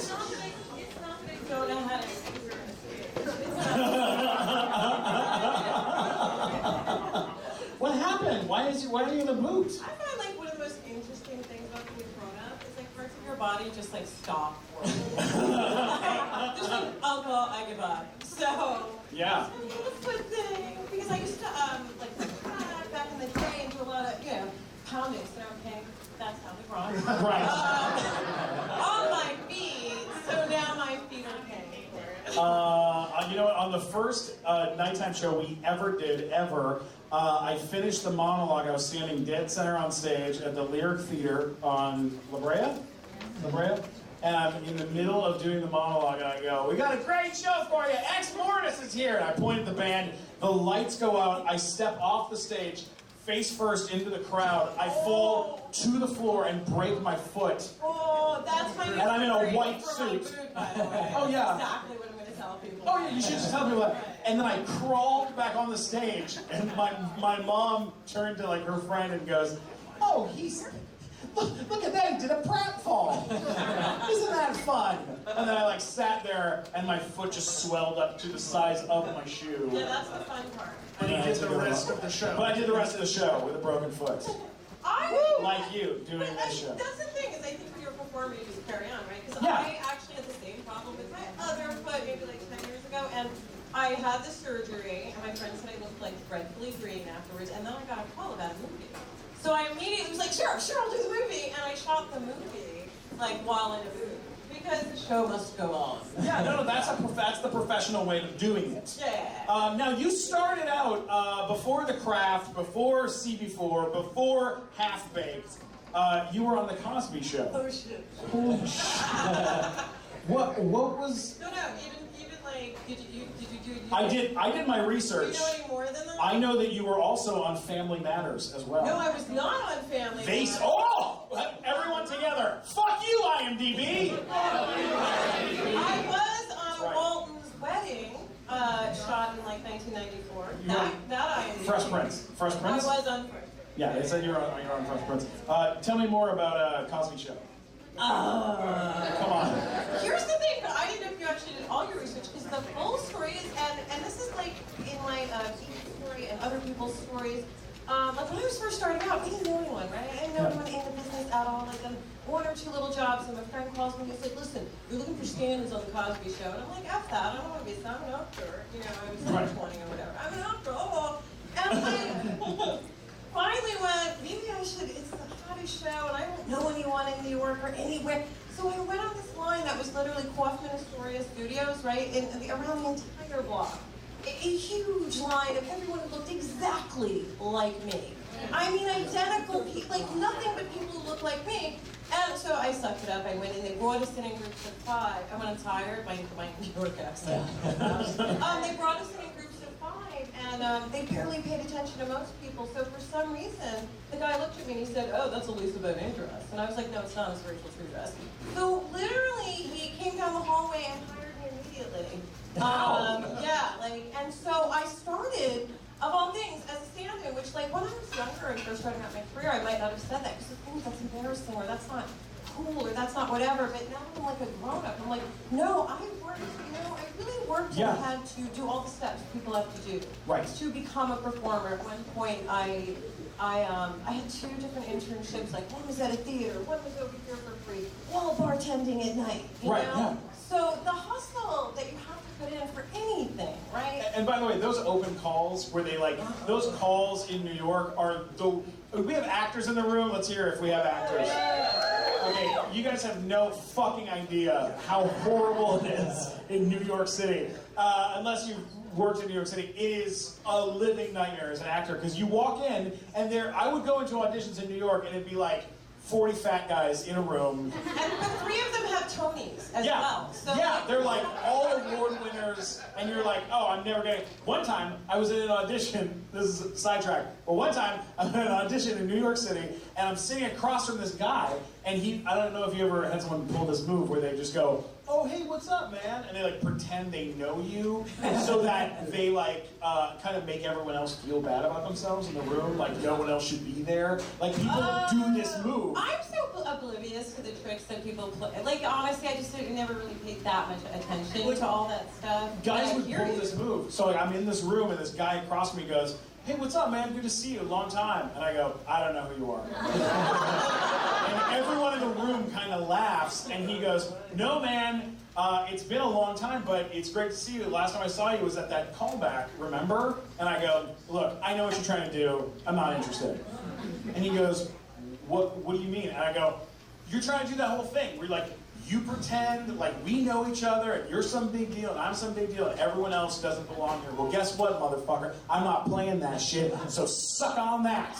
And I was like, I'm a man of the people. And everyone was like, yeah. And it got real quiet. And then the guy across from me goes, no, your name's Steven. You were at my New Year's party. I'm Greg. And I went, oh, hey, Greg. Greg? Yeah, I sucked. I'm gonna roll it back to that Cosby thing because it has come up a bit with the whole, Me Too, everything. And let's just say, I saw enough. I mean, allegedly, right? I can't. That's really like all I can say about that. Is it was a great training ground. Though. Like as an actor, I got to work. Like I remember meeting Wallace Shawn, who nobody knows who he is. Come on. You're in a room full of nerds. Oh, that's right. Okay, so like I met Wally Shawn. He was the Grand Vegas exec on Star Trek Season 9. I got problems. The amazing amount of people who came through that set that I got to talk to, meet, hang out with, and honestly, as a green actor, being a stand-in, we actually, I don't know if you know it, on movies, people just stand there, so it's really kind of a boring gig, but on a sitcom, you're actually doing the dialogue, and you're doing the movement, and you're doing the blocking. So I learned a lot, and I actually was like the one only stand-in who got a part after. I got a lot of parts on the show. I actually did like 3 or 4 different characters, and I ended up being a friend of Theo's. For a few episodes, but I think again because I was just like, I'm gonna do this. Like, I'm gonna make this happen. That's incredible. Yeah. Okay, we have to talk about this movie. That before we get into, there's other movies we can talk about, but this movie in particular, The Craft came out in 1996. I was 17 when that movie came out. Me too. Right. I moved to Los Angeles the following year at 18.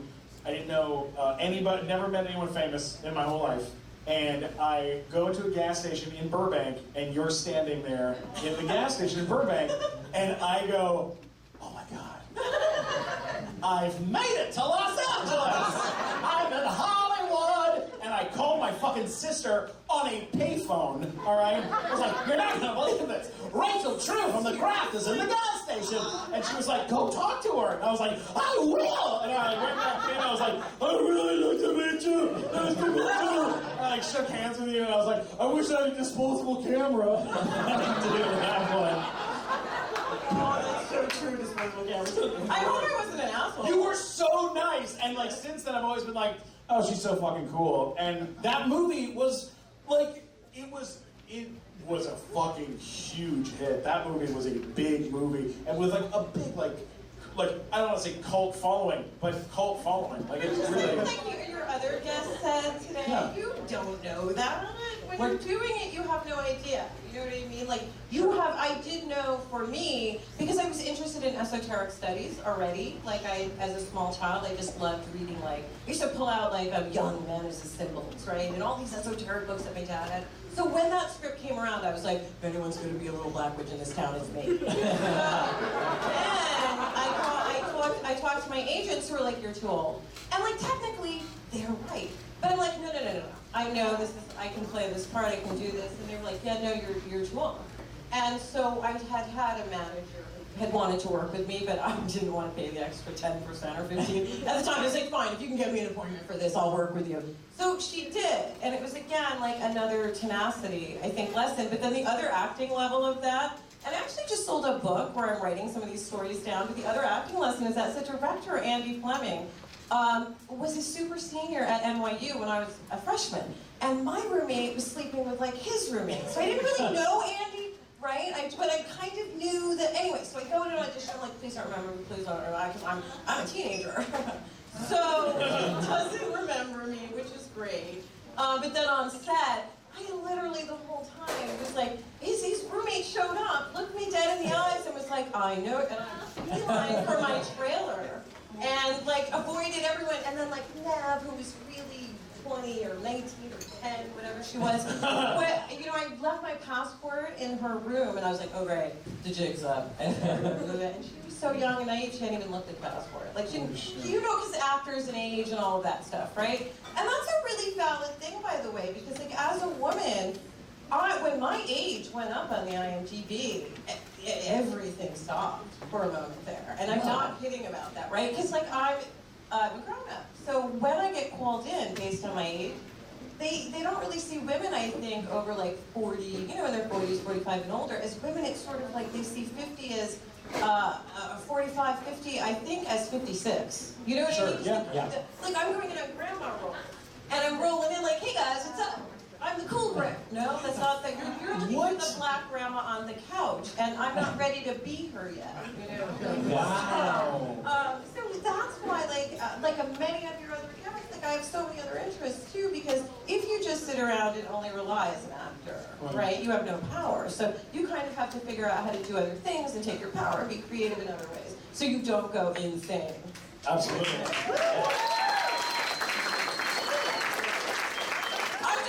Monologuing. No, that's great.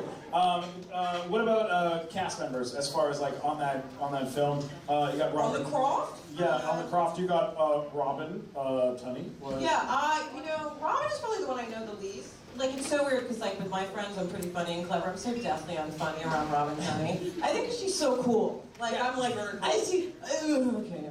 So what about Fallujah? Are you guys close? When we shot the movie, Nev and I were just like, hey, we're buddies, and Fallujah and Robin, because they had so much more to do together, we didn't really get to know them as well. But listen, I love Fallujah Balk. I think she's one of the most talented actresses, especially coming out of the 90s. Do you know what I mean? She's so strong, such a great actress. Totally. I think, like everything, life gets in the way, right? And that's maybe why she's not just front and center, as she could be. The last thing I said to Fallujah when we wrapped, Fallujah gifted me.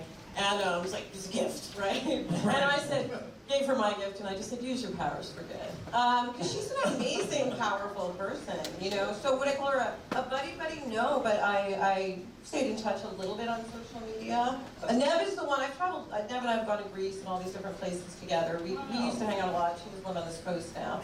So I totally had fun with that job, but you didn't know. I just knew, like, I loved I love the subject matter. I'm not into witchcraft per se. Like, I do tarot, but Jungian-based tarot, psychology-based tarot, and things like that. Yeah. So for me, it's all about energy, frequency, vibration, right? Like that Nikola Tesla quote. If you want to understand I'm going to misquote it, but like if you want to understand the secrets of the universe, think of it in terms of energy, frequency, and vibration, right? So where's your energy, what frequency you're on, and how are you vibrating? Yeah. You know, that's right? Like, that's to me the key to staying vibrant at any age. Absolutely. Who was here last night on this stage is your co-star from Half Baked. Mr. Dave Chappelle was here last night. Oh, I heard! I love Dave. I had so much fun on that movie. Yeah, so you were much fun. terrific in that film, and you guys were such a fucking great pair. How did you get involved in? Well, I was really lucky because I'd done CB4. And actually, someone else gave credit to the person who helped them, right? So I'd already worked and done commercials and done some little TV spots in New York, but I was, Raven Simone, she was on the Cosby show. So Raven got her own pilot, and they had asked me to dialogue coach the kids, and so they shot on the SNL soundstage. So I'm there with Raven and the other little kid, and she's 5 at the time, and Chris Rock came in. It was the week off, and he came in, and he saw me with these 2 kids, and he had this impression in his mind. I think that's who I was. And I'm like, dude, I got a cat and I smoke weed, so I don't know. That's not entirely me, but so we just met and got along, and then I auditioned for CB4, which Tamara Davis had directed. Tamara Davis directed Crossroads. Yeah, and she directed Billy Madison. Right, and so she was the half-baked director, so I went in and read for her and read with David. It was just about Laura. You must know Laura. You know Laura, Sarah's sister, Laura. Yes. Just say yes. Sarah's yes. Thanks, Mike. Laura was the only other girl. Oh, what? Laura was the only other girl really in the movie, so it was super fun. That's fucking fantastic. Yeah. I love it. I love that movie. I love CB4.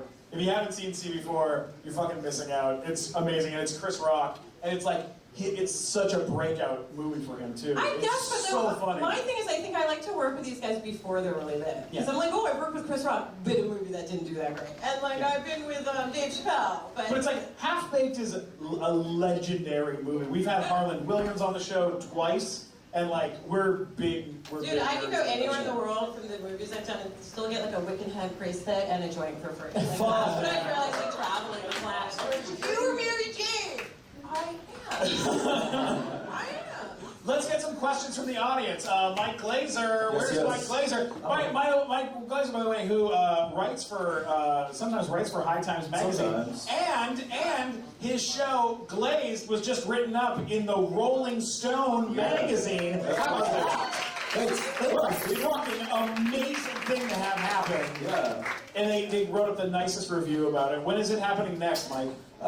It's sold out. It doesn't matter. Fuck you, you bastard. That's the best. All right, let's get some questions from the audience for Rachel True. Okay. You're up. Yes, I was wondering, was there a place on set where maybe you could hang out and have a snack, maybe a table with snacks and fruit on it or something like that? Yeah, what would that table be called? What would you call that table? Rachel, what would you call a table? The craft service table. Nailed it. Nailed it. Fuck it. Get someone else. Get someone else, for God's sakes, Glazer. Anyone else? Anyone else? Question. Come on. I'll ask one. All right. How do you like to get hot? Well, listen, here's the thing, kids. I think, I'm glad it's legal, right? But again, I'm not saying everybody smoke weed. I just know for me, Alec Mapa, the comedian, he's one of my great friends. And so Alec said, we did a podcast together, and we just get super baked before the podcast. And he's like, wow, there's totally no difference, except you're not super uptight. And I was like, yeah, that's why I like weed, because it doesn't make me, ooh, I can't do anything, or I can't think, or I'm so giggly. It just kind of alleviates a little bit of my anxiety, and honestly, I prefer to do it with that than Xanax or any pills or any things like that. I'm totally granola. My whole thing is I just want to see where this all goes on its own. I'm not going to do plastic surgery. I gave up dairy. I just want to do it all naturally. Yes. And so weed is a plan. I'm cool with that. I agree with you 1,000%. Applause. Let's get another question. Yeah, you can ask him again. It's fine. Yeah, all right. Yes, one more question, please. Do you have any hobbies where you do like arts and something else? Like, do you have to go to like Michael's or like Hobby Lobby, and what would you call Well, I that hobby? wouldn't go to like Hobby Lobby, but if I'm gonna do some craft, there we go! Nice! All right, what else? You got another one? He's got one more. Okay. All right. Wait, how about like there's two girls back there who are like, oh, we love you so much. You have no questions for me. This Now is a you have really to important question. Oh, sorry. Okay, this is a very important question. Sorry. Yeah. Have you ever been like in a garage with a guy who makes like beers and stuff, and he makes like small numbers of beers? Like small batches? Small batches of beers? Artisanal. Or what would you call beers like that? Okay, call it like maybe like artisanal craft beer. There we go! Nice! Well, I'm gonna let him have one more. One more. Make it good, motherfucker.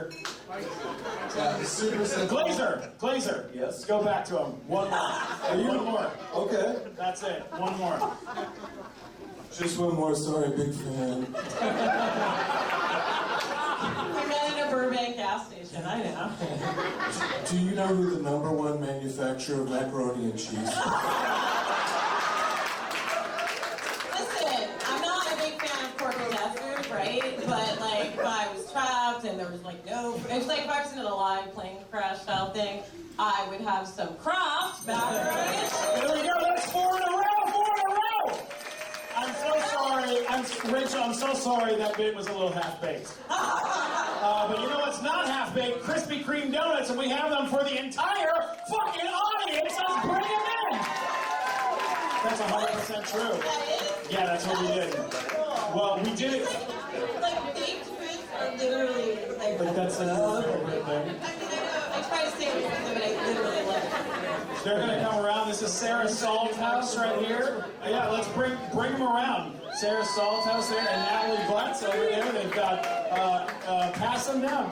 Just send a box per table. Put a box per table. Somebody eat it and then describe it to me in all the details. So wait, I'm gonna throw in some craft trivia, and it's like not even that. Like, Sure, throw it out. It's not even that uplifting, by the way. But it's just that like this. It's not. It's just that this stuff is coming up now because like. Guys, keep it quiet. Take the volume down just a little bit. Have your donuts. Like as a actress of color, you know, when I did that movie, I was told by my agents, you know, you can't act like the white girls, right? He didn't mean my acting. He meant you can't act like the white girls on set. And in my mind, I was like, what does that mean? Are they going to be like, fuck you, mommy? Because that was my impression of like you're going to be a bratty white kid, like you swear to your parents, which is something like even though I'm a mix. My dad was white. But like, so I kind of knew what he meant. And what he meant was, if you do the same thing they do, you will be called out for it. And they will not. And that's probably true during that time period. Because like when we did the craft publicity junket, I was not included. And that would never... Are you serious? I'm totally serious. Hey guys, keep the volume down in the room just a tiny bit. I love you guys. And we know that wouldn't happen today, right? Because I was one of the 4 main. If I'd been like an ancillary character, I wouldn't even be bringing this up. But because I was one of the 4 main girls... You were on the poster. I was on the poster. Yeah. Actually, Greg Gorman, the guy who shot the poster, said, what did you do wrong that you're always in the back? And I said, I'm black. That's true. That's fucking crazy. So oh my god, I'm so sorry. No. I'm not trying to say sympathy No. down. I don't know, I'm just saying. When I see actresses, young actresses of color like Zendaya say, I'm going to fire that publicist for telling me to be grateful. Because I'm black and I should be grateful just to have this little bit. I'm so happy that like that's happening now and changes are happening. Because in my day it was kind of like, suck it up. In fact, human resources on the craft, the people who like do the deals, were like, listen, we have another black girl, tell her to take it or leave it. That's literally what they said. I was like, crazy. Sure, they probably do. Wow. So we all knew they used these strong-arming techniques anyway, but like it was more racially tinged back then. You know what I'm saying? So that's. Do you think it's changed? Do you think it's changed enough now? I think it's changed, sure. I mean, like when you read that on Westworld, first of all, Evan Rachel Wood's going to get equal pay, but so is Candy Newton. Good. Right? Because Good. she's just as much a major character. Fuck yeah. She's the main thing in the show. Well, right. So things like that I think are absolutely for women and also hopefully color as well and all that kind of stuff. You know? Absolutely. So it is nice to see how much things have changed since then. That's really incredible. Well, we're gonna give this box to you. No! Rachel True, you're the fucking coolest ever. Please give her a giant round of applause. Where can people find you on the internet before we let you go? On Twitter, I'm at Rachel True, and then on Instagram, that's probably where I hang out the most. I'm at True Rachel True, because this little white girl has my name and she won't give it back, and I keep texting her like, aren't you sick of the brothers hitting you up, girl? You need my name back. Oh, True Rachel True. Hey, Rob, ladies and gentlemen, Rachel True, our dear friend. Thank you so much.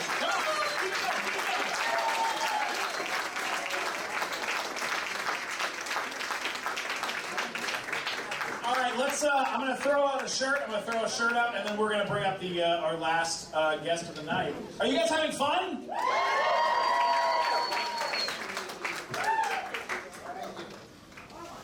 Give the back row some love. This is one of my favorites. It's a picture of Steven, because Steven doesn't have enough pictures of him on t-shirts.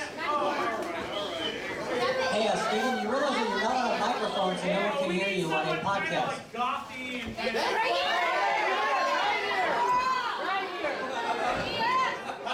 Oh, we need someone kind of gothy and fun for this. Who's going to do it? All right, I'm going to send it over there. I'm going to send it to Sparkles. Sparkles is going to get it. Is that good? I got two more. Hang on. Oh, back here, back there. All right, we got a Star Wars one. The Star Wars. There you go. That's one for you. In the back. This is a head exploding one. But here's the deal with these shirts. I'm gonna give you guys these shirts, but you gotta tweet or post and use hashtag the nighttime show. Is that a good deal? Yeah. Over here. Back there, we got that. In the back. Oh, that's interception. And then Rick and Morty. Rick and Morty. All right, and I got bags too. I'll give you a bag. Who wants this one? Oh, the back. Can't throw that far. Sorry, I'm full of donut. Now joining us, as per usual. Yes. All right.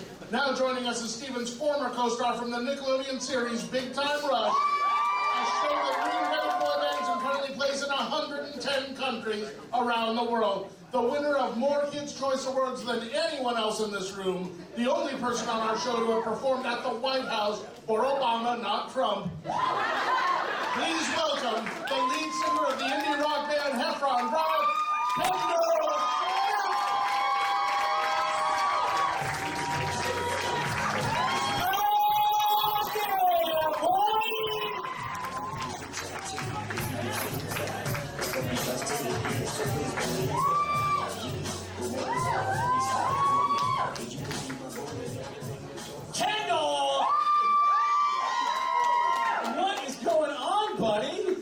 Well, I brought a gift because you're throwing out a bunch of stuff. Yeah, sure. And I'm doing some spring cleaning and I'm throwing out a bunch of stuff. Okay. At my house. Sure. So I had this and I figured maybe someone here might want it or you might want to take it back.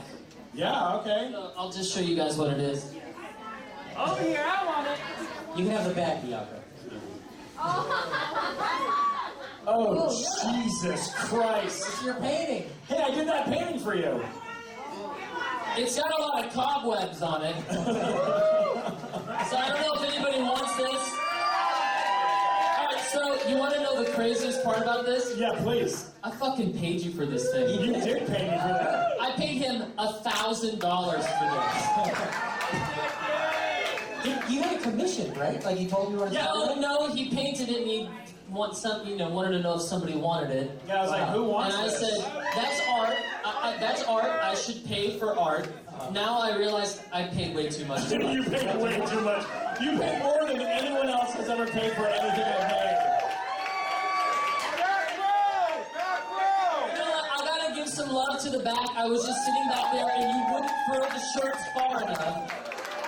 So, who in the back wants this? got some folks back there. People right there. You decide, Kendall. You decide. Here he comes. Kendall's going into the audience and giving someone a painting I sold to Now, him. Kendall, in Steven's defense, that's as far as he can throw.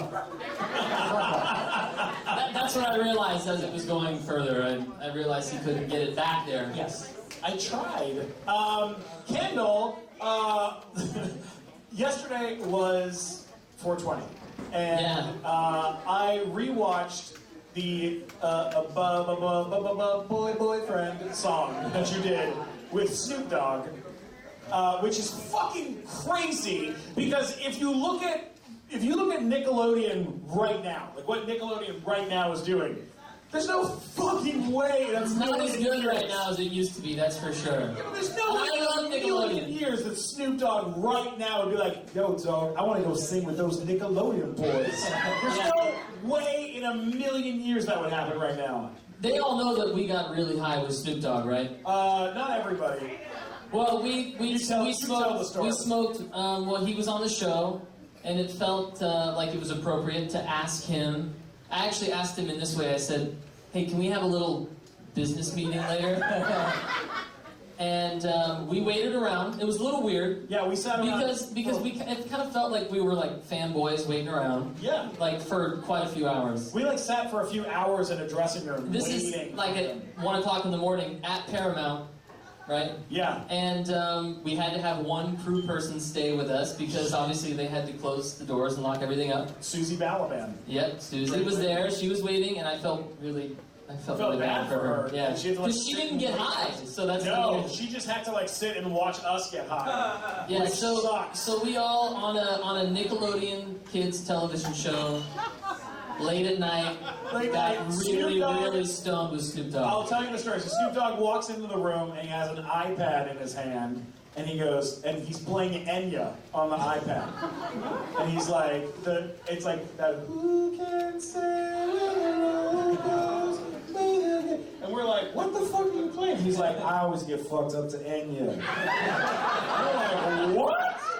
And then we were like, oh, is that medical grade marijuana? And he was like, this military grade, son. I'm like, what the fuck? It was his weed. It was his weed. It was strong as hell. Really strong. We got really, like, uncomfortably high, to be honest. We got so high, well, I got high to the point of, you know how like when you smoke weed with Snoop Dogg, you get cool points?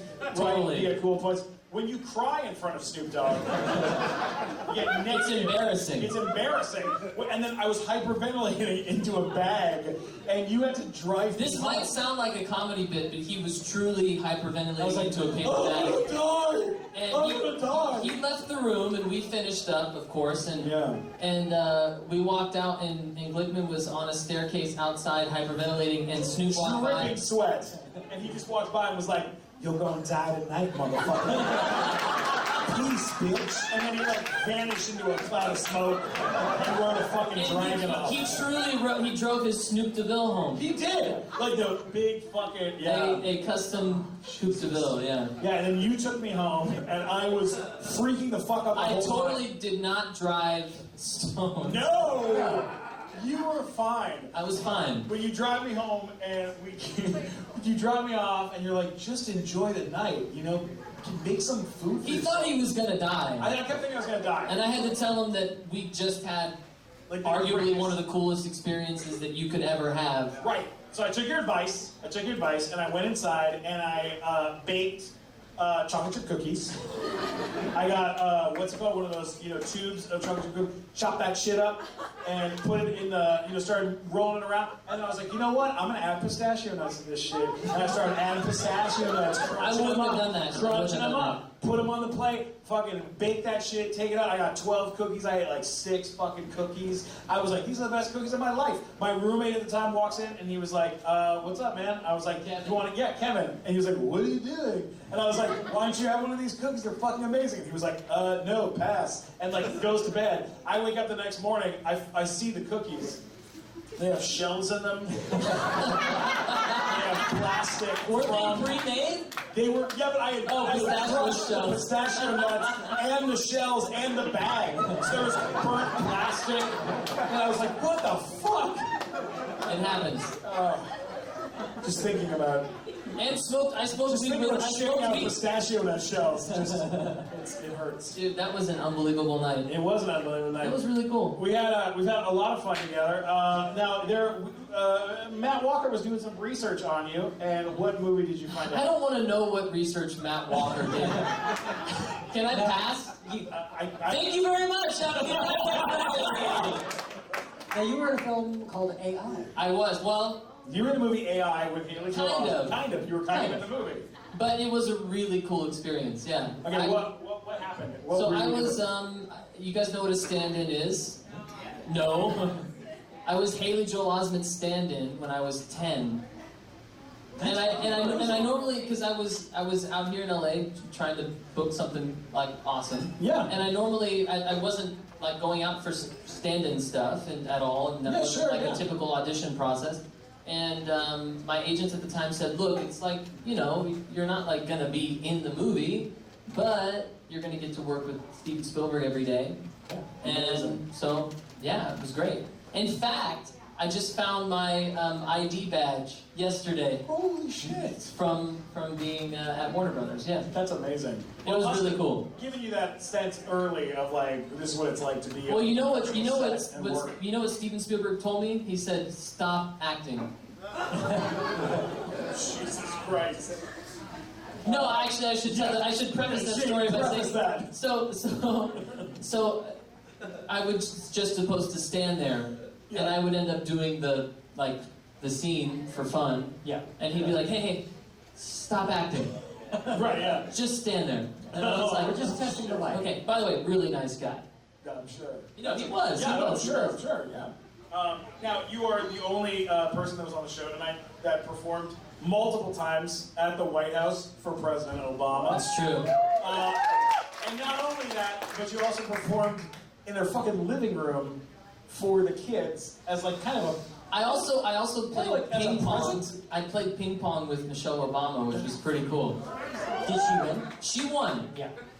Was very talented at ping-pong. Why did that happen? How did that happen? Well, we were doing the Worldwide Day of Play. It was the thing that Nickelodeon was doing at the time, and she had her initiative. What was it called? Don't grow up looking like Steven.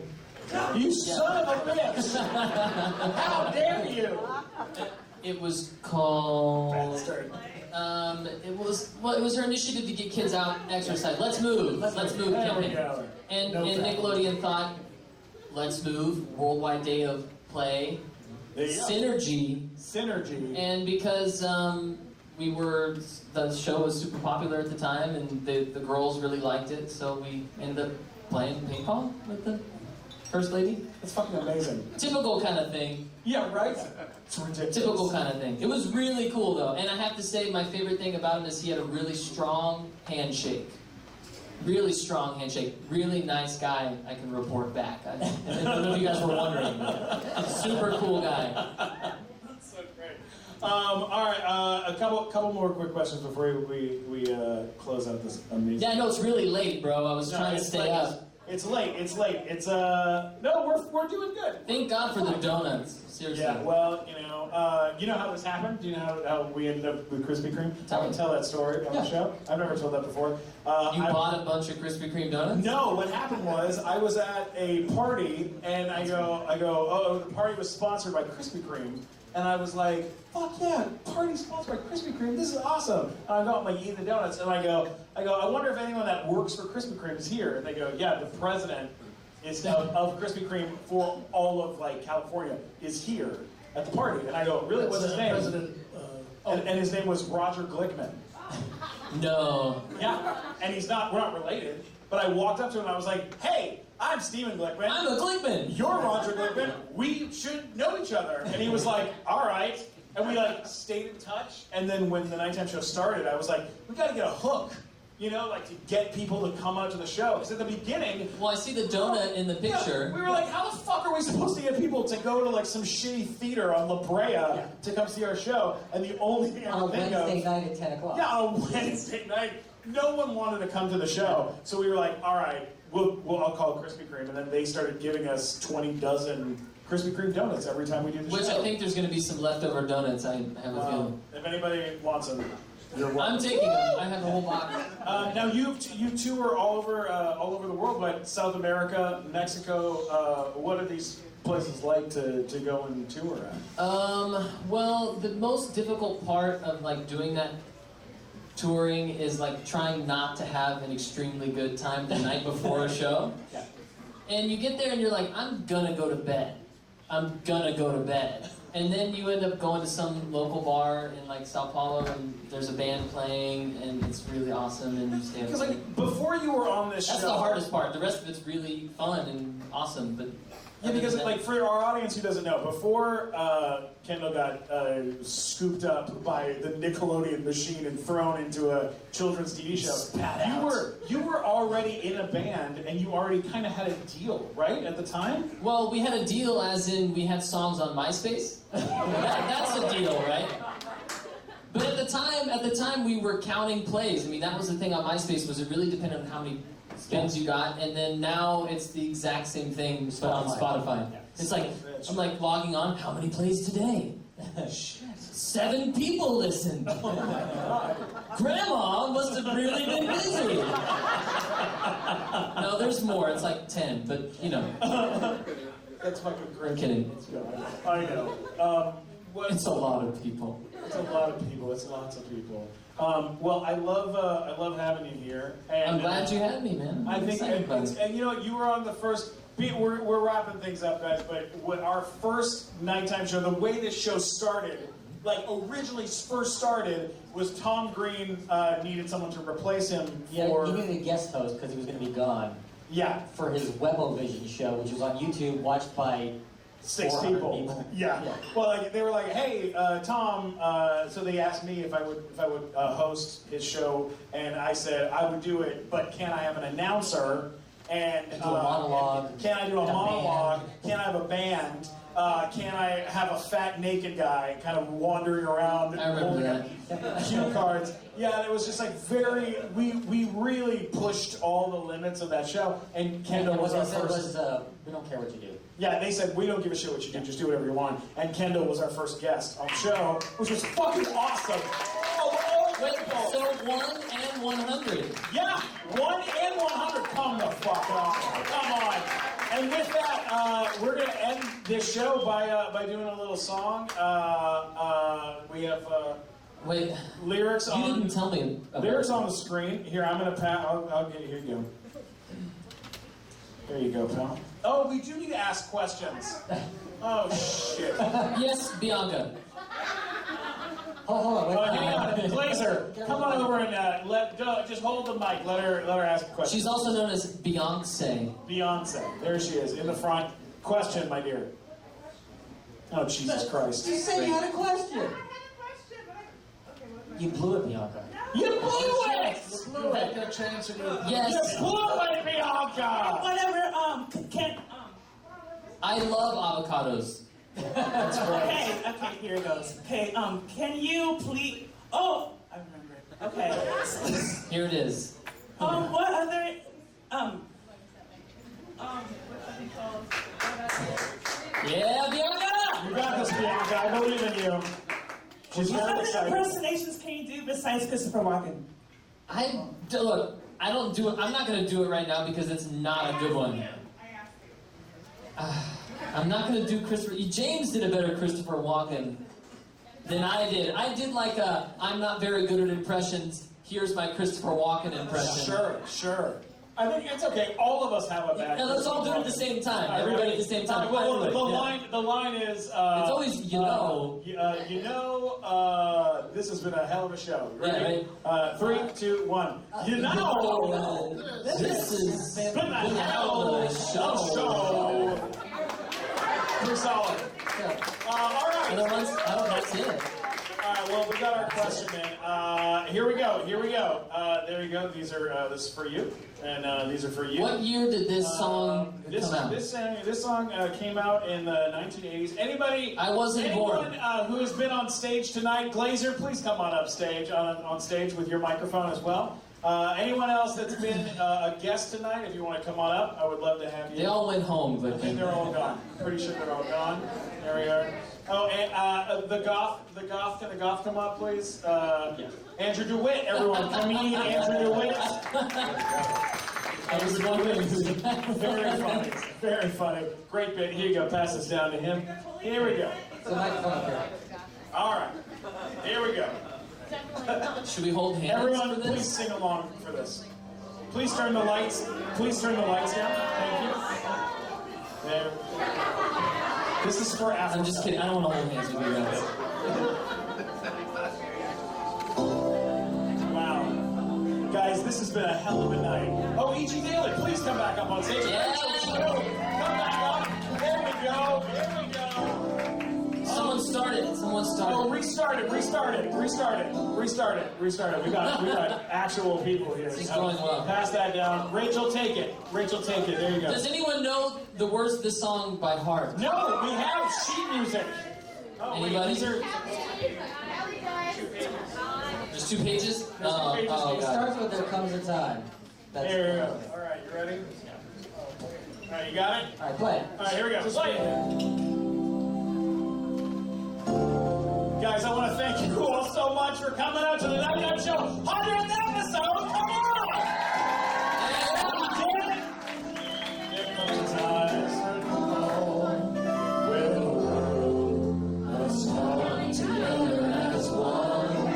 Kendall, take it. No, you take it. Go. There are people dying. It's time to lay a hand to life. The greatest gift of the world. Glickman, that's Shrek right there. We can't go on. I don't know it very well. Pretend day by day. That's the one. Somewhere will make a change. E.G. Daly, take it. We're all part of God's people. And the truth you know. I don't know. Love is all we need. There we go. Everyone. We are the world. Audience, everyone. We are the children. This is a podcast. We are the ones who make the brighter day. So let's start giving. Kendall. That water, everybody. There's a choice we're making. We're saving our own lives. It's true, we'll make a better day. Just you and me. That's sort of hard out for you. Oh, E.G., can you take this? Can you do this one? Where is it? Send them your heart. You know this song the best. Glazer, come on. Oh, yeah. Strong and free. You got it. As God showed us by turning stone to bread, and so we must honor them. Sounds great. We are the world. Thank you, Mike Black. We are the children. We are children. We are the ones who make a brighter day. So let's start giving. I just bid on toys on eBay. Choice we're making. That is true. We're saving our own lives. It's true, make a brighter day. It's just you and me. Hey! And when you're down and out and you see the hope at all, Kendall, when you just leave, there's no way to get on. There's no way. Guys, I want to thank you guys all so much. Thanks so much for coming out to the 100th episode of the Night Night Show. I love you all so much. Give yourself a show. We did it! We had 100! Thank you, Kramer breakfast, everybody. Some fucking donuts. All right, guys, we love you. Thank you. And good night. Yes.